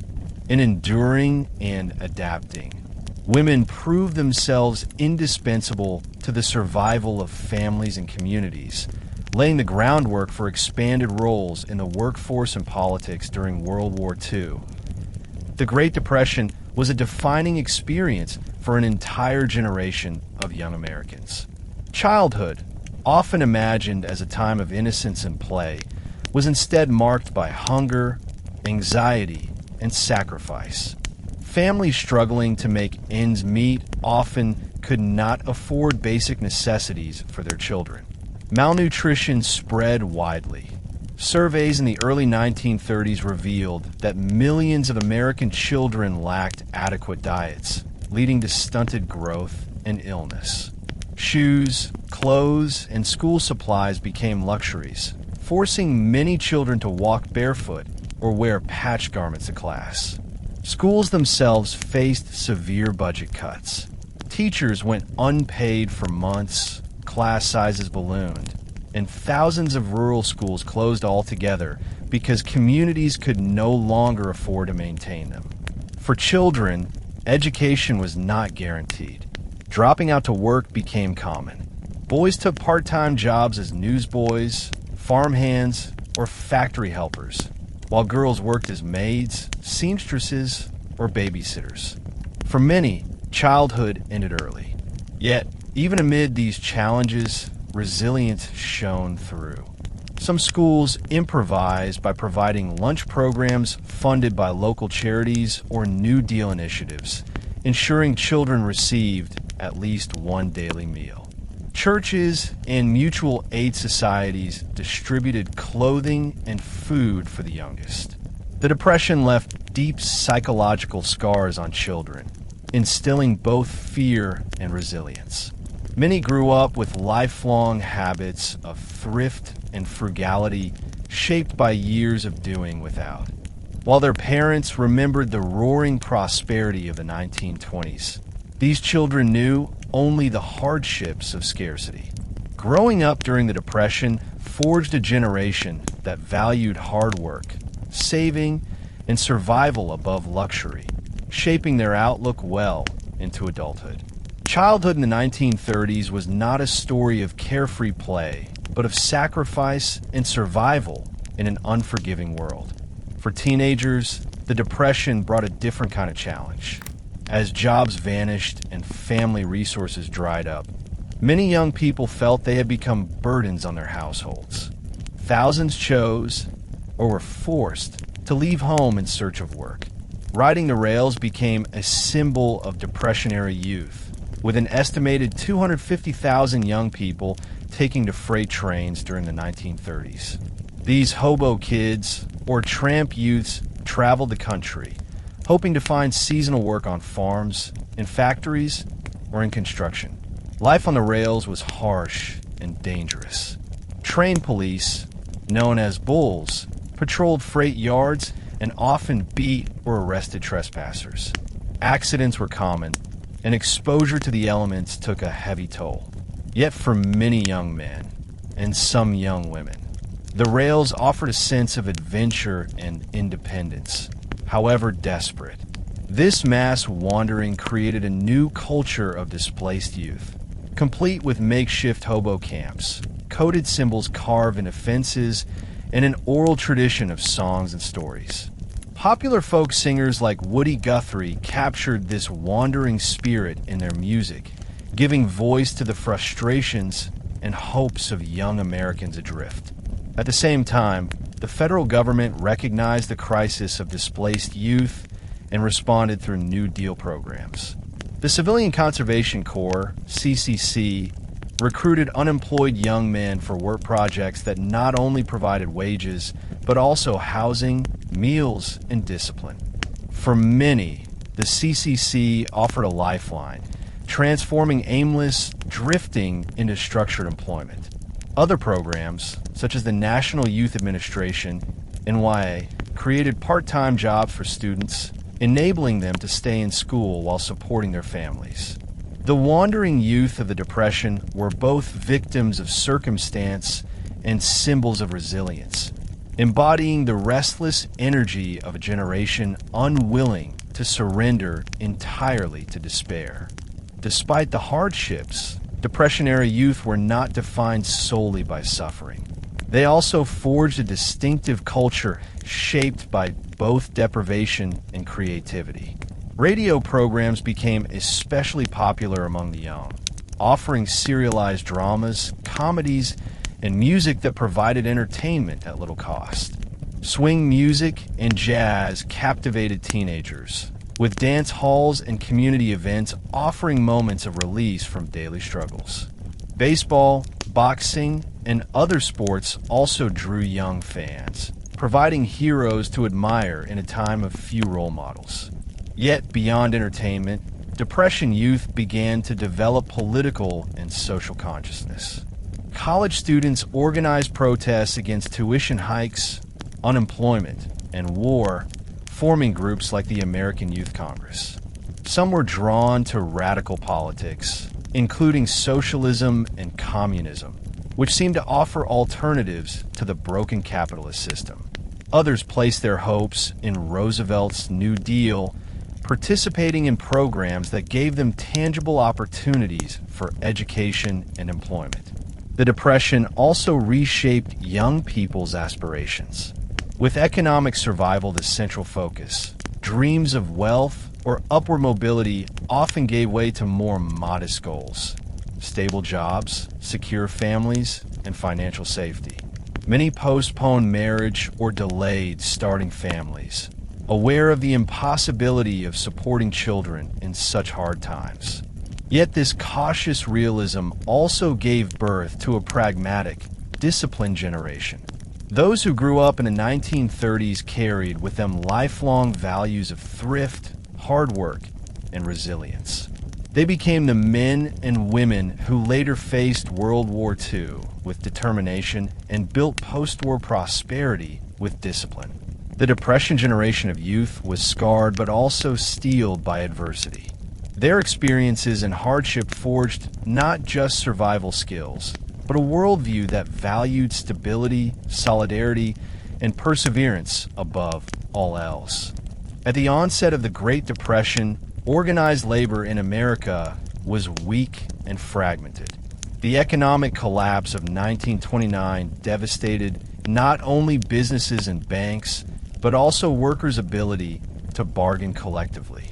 Unemployment soared to nearly 25% by 1933, leaving millions without jobs, and those fortunate enough to remain employed faced wage cuts and reduced hours. Employers, emboldened by desperation, frequently exploited workers, knowing they could be easily replaced by the masses of unemployed standing in line for work. Union membership plummeted during these early years, falling from around 5 million in the 1920s to barely 3 million by 1933. Workers who attempted to strike risked not only losing their jobs, but also violent repression, as companies hired private security or relied on local police to break up demonstrations. The traditional craft unions of the American Federation of Labor, AFL, which represented mostly skilled workers, seemed ill-prepared to deal with the vast numbers of industrial laborers, steel workers, auto workers, miners, whose jobs were most affected by the Depression. For many workers, the promise of union protection appeared hollow. Families lined up in breadlines while factories slashed wages, and coal miners dug for food scraps in abandoned fields. Yet beneath the despair, frustration simmered. As the Depression deepened, the injustices of mass unemployment, wage exploitation, and unsafe conditions became intolerable. Workers began to demand more than survival. They demanded dignity.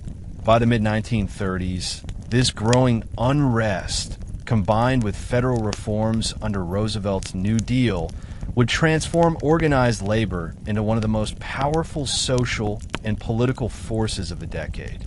The turning point for organized labor came with the passage of the National Labor Relations Act of 1935, commonly known as the Wagner Act. Named after Senator Robert F. Wagner of New York, the law was revolutionary in its protections for workers. It guaranteed employees the legal right to form unions, bargain collectively, and engage in strikes without fear of employer retaliation. It also created the National Labor Relations Board, NLRB, a federal agency empowered to oversee union elections and investigate unfair labor practices. For the first time in U.S. history, the federal government actively supported the rights of workers against powerful corporations. This legislation sparked a surge in union activity. Workers in industries long hostile to unionization, steel, auto, rubber, textiles, now had legal backing to organize. But the Wagner Act also exposed divisions within the labor movement. The AFL, dominated by craft unions of skilled workers, resisted organizing the vast numbers of unskilled industrial laborers.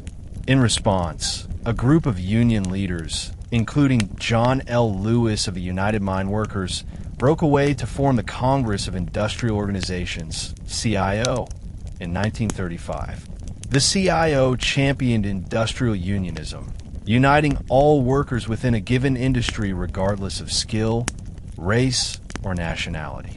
This approach electrified the labor movement, bringing millions of new members into unions. For steel workers, auto workers, and rubber laborers, union membership meant not just higher wages, but also a newfound sense of power and solidarity. The rise of industrial unionism reflected a broader transformation. The Depression had revealed the vulnerability of workers, but had also forged a determination to fight collectively for justice. With legal protections and new leadership, organized labor emerged from weakness to strength, ready to challenge the might of corporate America. The late 1930s witnessed a wave of militant labor action that redefined the balance between workers and employers. Among the most famous was the Flint sit-down strike of 1936 to 1937, led by the United Auto Workers, UAW, against General Motors. Instead of picketing outside factories, where police or strikebreakers could easily disperse them, workers occupied plants, refusing to leave until their demands were met. This tactic prevented companies from bringing in replacement workers and gave strikers leverage. The Flint strike lasted 44 days, with workers enduring cold, hunger, and threats of violence. Women, organized through the Women's Emergency Brigade, played a crucial role by smuggling food into the factories and forming human shields to protect strikers from police assaults. Ultimately, General Motors capitulated, recognizing the UAW as the official bargaining representative of its workers. This victory was monumental, demonstrating the effectiveness of mass action and sit-down strikes. Similar movements spread across industries, from rubber plants in Akron to steel mills in Pittsburgh. These strikes were not without bloodshed. Violent clashes occurred, and police or private security often attacked strikers, but they fundamentally shifted power dynamics. For the first time, ordinary industrial workers secured union recognition and contracts that improved wages, hours, and conditions. Beyond material gains, strikes fostered solidarity across lines of race, ethnicity, and gender, especially within CIO unions. Though racism and exclusion persisted, the labor movement of the Depression forged a more inclusive vision of working-class unity. Organized labor became a formidable political force, aligning closely with Roosevelt and the New Deal coalition. Strikes and union victories symbolized the determination of workers not just to survive, but to claim dignity and justice in a system that had long marginalized them. By the eve of World War II, unions had become central to American democracy, proving that even in times of despair, collective struggle could achieve lasting change. By 1936, Franklin D. Roosevelt had transformed American politics. His New Deal programs had not ended the Great Depression, but they had given millions of citizens hope, jobs, and a sense of security. Roosevelt's boldness and his ability to communicate directly with the public made him a symbol of compassion and action in a time of crisis. Yet his opponents believed the country was veering towards socialism. Business leaders, conservative Democrats, and Republicans denounced him as a dangerous experimenter who threatened property rights and capitalism itself. This clash came to a head in the 1936 presidential election. Roosevelt faced Republican candidate Alf Landon, governor of Kansas, who criticized the inefficiency and cost of the New Deal. Yet Landon failed to inspire the public. Most Americans still trusted Roosevelt, who had told them plainly that he welcomed the hatred of the economic royalists. His fiery rhetoric resonated with workers, farmers, and the unemployed who saw him as their defender against entrenched privilege. The election became less about policy details and more about the soul of American democracy. Roosevelt carried 46 of 48 states, winning over 60% of the popular vote in one of the most lopsided victories in U.S. history. His triumph revealed the emergence of a powerful new political alignment, the New Deal coalition. This coalition united diverse groups: urban immigrants, industrial workers, African Americans, who had begun shifting from the Republican to Democratic Party, Southern whites, and progressive intellectuals. Though these groups did not always share the same interests, they were bound together by Roosevelt's promise of government action in defense of ordinary citizens. The 1936 election marked a fundamental realignment in American politics, cementing Democratic dominance for a generation and embedding the idea that the federal government bore responsibility for economic stability and social welfare. The strength of the New Deal coalition lay in its diversity, uniting groups that had previously been politically marginalized or divided.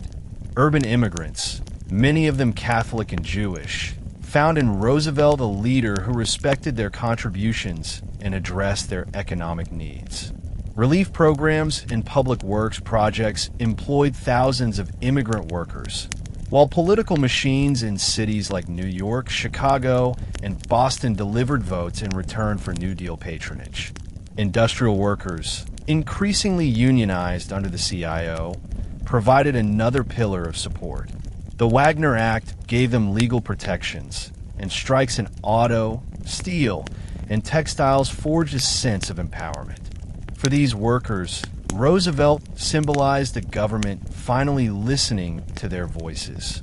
Farmers, too, became crucial allies. Though the AAA's policies were imperfect, they stabilized prices and provided subsidies that kept many family farms afloat. In the South, white farmers remained loyal to the Democrats, but New Deal programs also reached black farmers, even if unequally. African Americans, long loyal to the Republican Party, began to shift allegiance as they experienced tangible benefits from relief programs and saw symbolic representation in Roosevelt's black cabinet. This marked the beginning of a historic transformation in African American political identity. Intellectuals and reformers joined the coalition, inspired by Roosevelt's willingness to experiment with bold ideas. Even artists and writers, supported by WPA projects, became part of the cultural embrace of the New Deal. Perhaps most surprisingly, the coalition also included conservative Southern whites, who supported Roosevelt for preserving agricultural aid and maintaining segregation. This contradiction, progressive reform tied to racial inequality, was a tension that would eventually strain the coalition in later decades. But in the 1930s, the New Deal coalition represented a broad democratic alliance. redefining American politics as a contest not just between parties, but between competing visions of government's role in society. The New Deal coalition transformed American democracy, but it was not without contradictions and limits. Roosevelt's expansion of federal power invigorated democratic participation by bringing millions of previously marginalized citizens into politics. Labor unions mobilized workers. African Americans began to shift politically, and immigrants found new influence in urban machines. Voter turnout soared, and faith in democracy was revitalized at a moment when many countries abroad were succumbing to authoritarianism. Roosevelt's ability to communicate through fireside chats and his visible responsiveness gave citizens a sense of belonging in the national project. Yet, the coalition was never entirely harmonious. Southern Democrats remained committed to segregation and white supremacy, often blocking civil rights legislation within Roosevelt's party. African Americans and other minorities, though included symbolically, continued to experience discrimination in jobs, wages, and relief. Women, despite new roles, still faced unequal opportunities in New Deal programs. Business leaders, alienated by high taxes and labor protections, launched fierce campaigns against Roosevelt, funding opposition groups, and using newspapers and radio to attack him. Moreover, the Supreme Court challenges of the mid-1930s exposed the fragility of reforms, forcing Roosevelt into bitter battles. Despite these tensions, the New Deal coalition endured through its shared belief in active government as a guardian of economic security. The coalition's strength ensured Roosevelt's re-election not only in 1936, but also in 1940 and 1944. It dominated American politics until the late 1960s, shaping debates on welfare, labor, and social justice for decades. Still, its limitations foreshadowed future struggles, civil rights, gender equality, and regional divisions that would test the coalition's durability. In the 1930s, however, the coalition stood as a powerful demonstration that democracy could adapt and survive in times of crisis. It offered proof that unity, even imperfect, could resist despair and authoritarian temptation. The Great Depression did not respect national borders. Its ripple effects reshaped the entire global order. For nations already weakened by the legacy of World War I, the economic collapse of the 1930s proved catastrophic. In Germany, unemployment skyrocketed, banks collapsed, and inflation haunted the middle class. The humiliation of Versailles, combined with economic despair, created fertile ground for radical ideologies. Adolf Hitler and the Nazi Party capitalized on these conditions, promising jobs, national revival, and revenge against the Allies. By 1933, Hitler had seized power, transforming Germany into a totalitarian state. In Italy, Benito Mussolini's fascist regime used the Depression to justify militarization and imperial conquest, arguing that only expansion could solve economic woes. In Japan, silk exports collapsed, devastating rural communities. The military stepped in, blaming democratic politicians and pushing the nation toward aggressive expansion, leading to the invasion of Manchuria in 1931 and deeper involvement in China by the late 1930s. Across Europe and Asia, democracy faltered while authoritarian regimes promised order and renewal. The Depression was not the sole cause of fascism's rise, but it acted as a catalyst. It revealed the fragility of liberal governments and made populations more receptive to leaders who offered certainty in a world of chaos. While America grappled with its domestic crisis, the international stage was being redrawn. Economic collapse was driving nations toward rearmament, territorial aggression, and ideologies that rejected democratic compromise. The world was entering a dangerous decade, and the seeds of global conflict were already being sown in the soil of Depression-era desperation. In the United States, the Depression reinforced long-standing traditions of isolationism. Many Americans believed that foreign entanglements had drawn the nation into World War I, only to leave it with disillusionment and economic ruin. The 1930s saw a powerful movement to avoid international conflicts and focus solely on domestic recovery. Congress passed a series of neutrality acts beginning in 1935 designed to prevent the U.S. from being dragged into wars abroad. These laws restricted arms sales, loans, and trade with nations at war, reflecting widespread public sentiment that America should remain detached from Europe and Asia's turmoil. Roosevelt himself recognized the need for caution.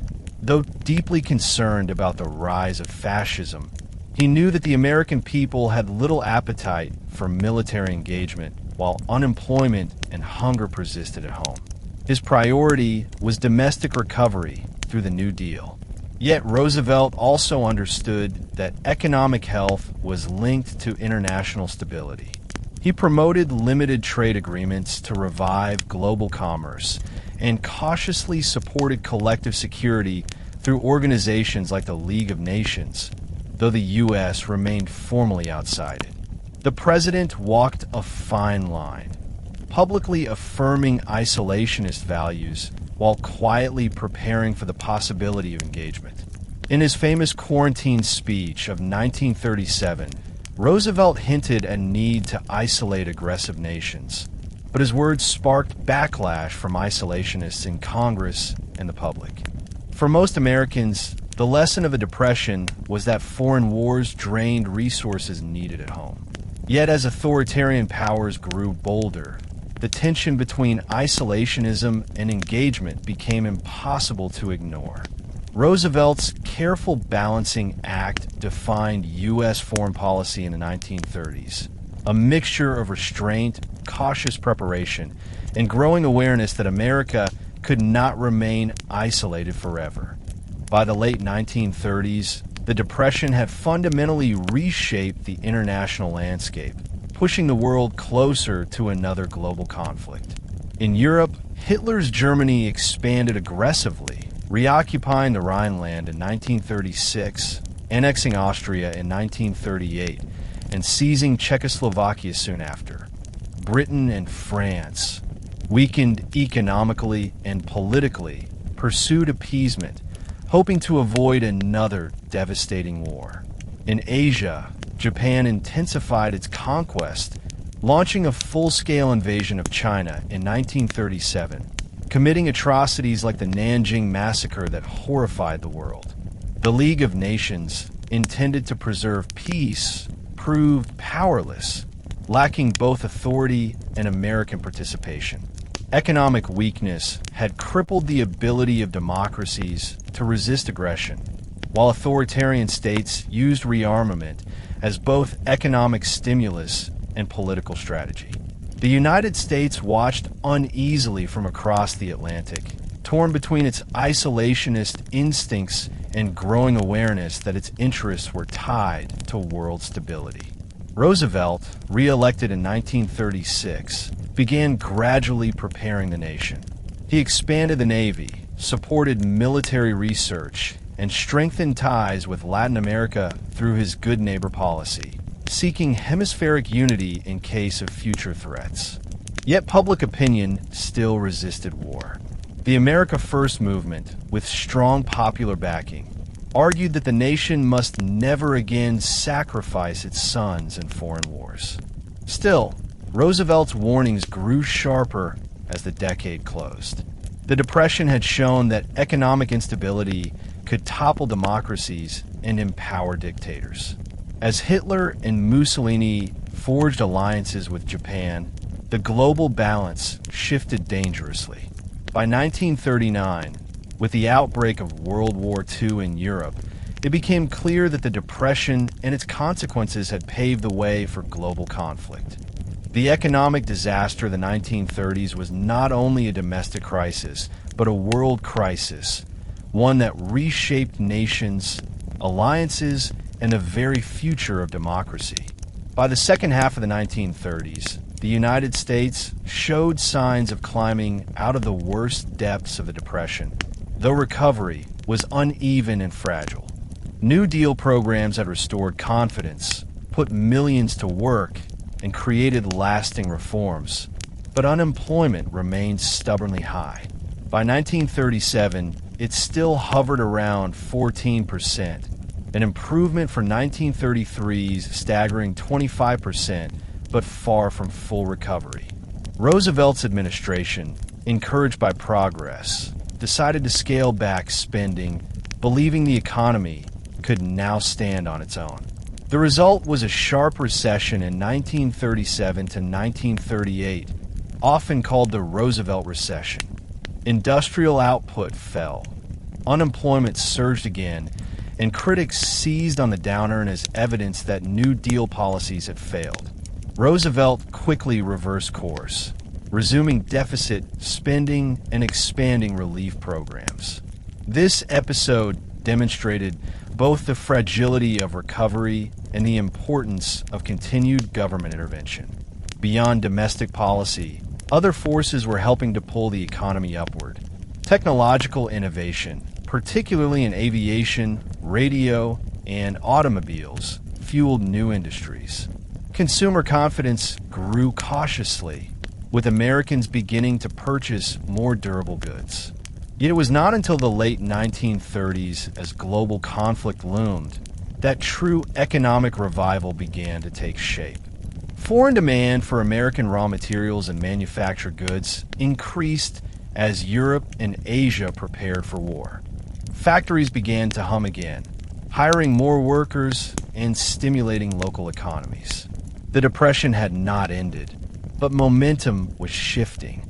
The United States, though still scarred, was slowly regaining its economic strength, with the clouds of war offering both a challenge and an opportunity for renewal. The 1930s marked a turning point in economic philosophy. Before the Depression, government spending was viewed with suspicion, and balanced budgets were considered essential. But the crisis challenged these assumptions. British economist John Maynard Keynes argued that during downturns, governments should increase spending to stimulate demand, even if it meant running deficits.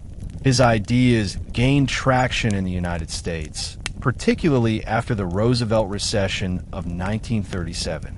Roosevelt, though never a doctrinaire Keynesian, began to embrace deficit spending more openly, channeling funds into work relief programs and infrastructure. The Works Progress Administration expanded again, employing artists, teachers, and laborers. Military appropriations also grew as the world edged closer to conflict. By 1939, government spending had become the main engine driving economic growth. Critics still decried what they saw as reckless borrowing, but for ordinary Americans, the benefits were visible: more jobs, better roads and bridges, and rising incomes. This shift in philosophy laid the groundwork for what would later be known as the Keynesian consensus in post-war America. The Depression demonstrated that markets did not always self-correct and that government had a role in stabilizing the economy. It was a lesson paid for with suffering, but absorbed deeply into policy. Roosevelt himself reflected this pragmatism when he declared, "It is common sense to take a method and try it. If it fails, admit it frankly and try another. But above all, try something." This willingness to experiment with spending and reform kept America afloat during the late Depression years. Though recovery remained incomplete, the embrace of Keynesian-style policies ensured that when the demands of global war arrived, the United States was prepared to mobilize its economy on an unprecedented scale. Ultimately, it was not domestic reform alone, but the approach of World War II that finally ended the Great Depression. As Europe descended into war in 1939, and especially after the fall of France in 1940, the United States found itself increasingly drawn into the global conflict. Even before direct involvement, American industry began supplying weapons, food, and raw materials to Britain, France, and later the Soviet Union. Roosevelt's Lend-Lease program, announced in 1941, provided massive aid to nations fighting Axis powers, effectively transforming the U.S. into the arsenal of democracy. This surge in demand revitalized American factories. Shipyards, steel mills, and munitions plants expanded production, hiring millions of workers. Unemployment, which had haunted the nation for over a decade, began to vanish. Farmers benefited too, as agricultural exports soared to feed allied nations and armies. The Depression-era problem of surplus gave way to shortages, and government rationing soon became necessary. Women entered the workforce in unprecedented numbers, filling jobs in factories, offices, and defense industries, foreshadowing the Rosie the Riveter phenomenon of wartime America. The looming conflict also accelerated technological innovation, from aviation to electronics, laying foundations for post-war prosperity. In this sense, war became the ultimate economic stimulus. It forced the United States to mobilize its full productive capacity, something the New Deal alone had not achieved.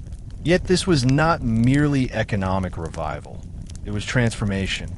The Depression had exposed the vulnerabilities of laissez-faire capitalism, while the war demonstrated the power of coordinated government, labor, and industry.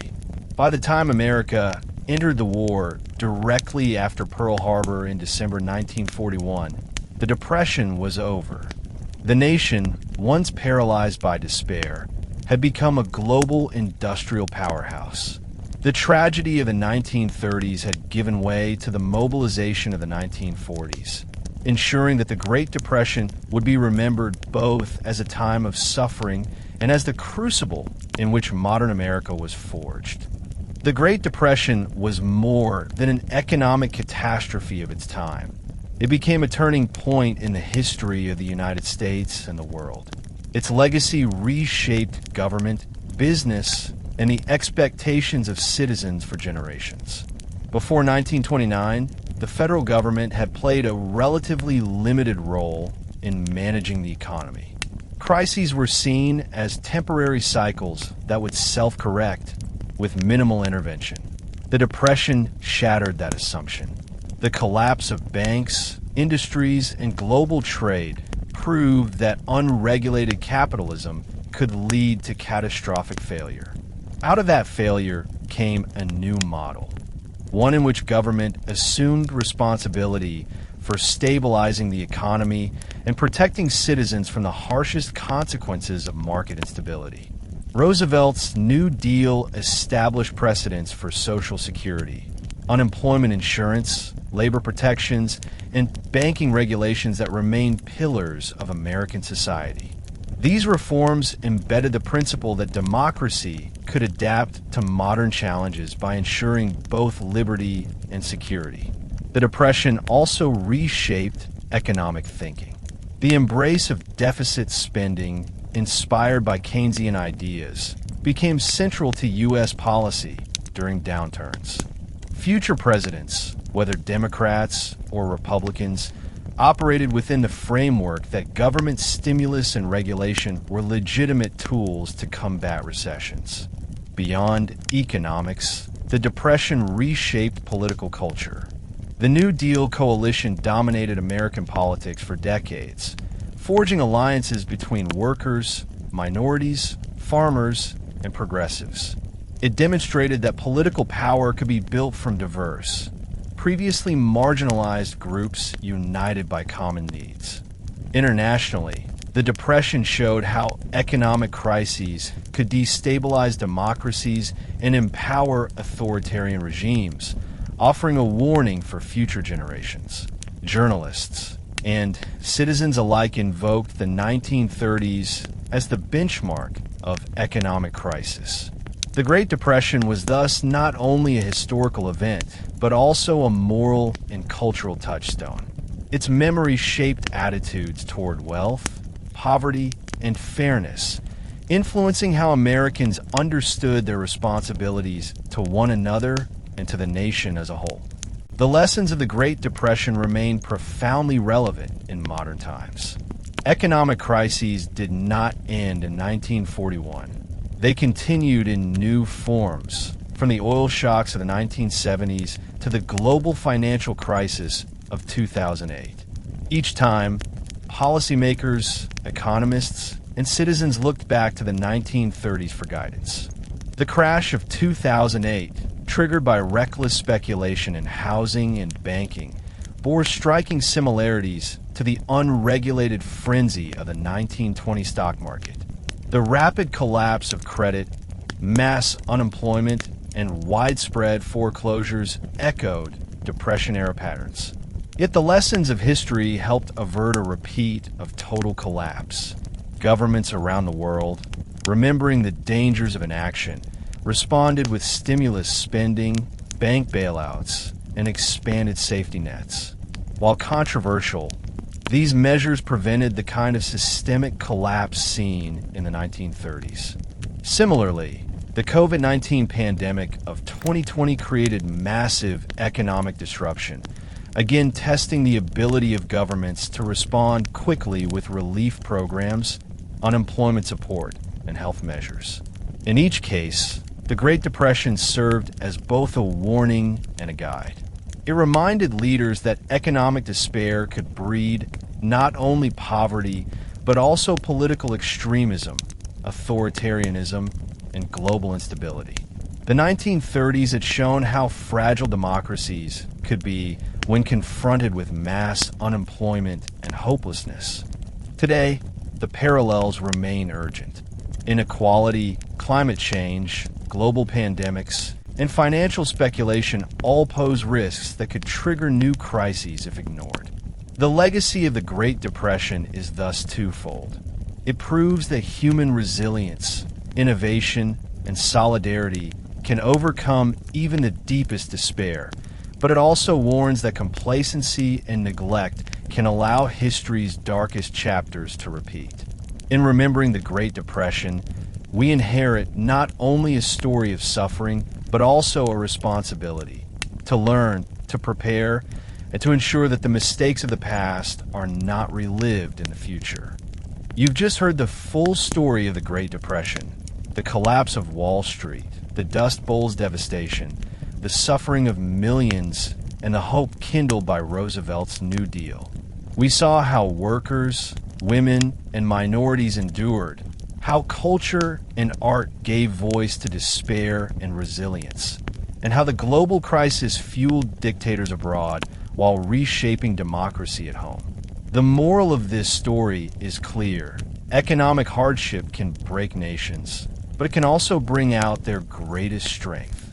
The Depression reminds us that leadership matters, unity matters, and the choices we make in times of crisis can define generations.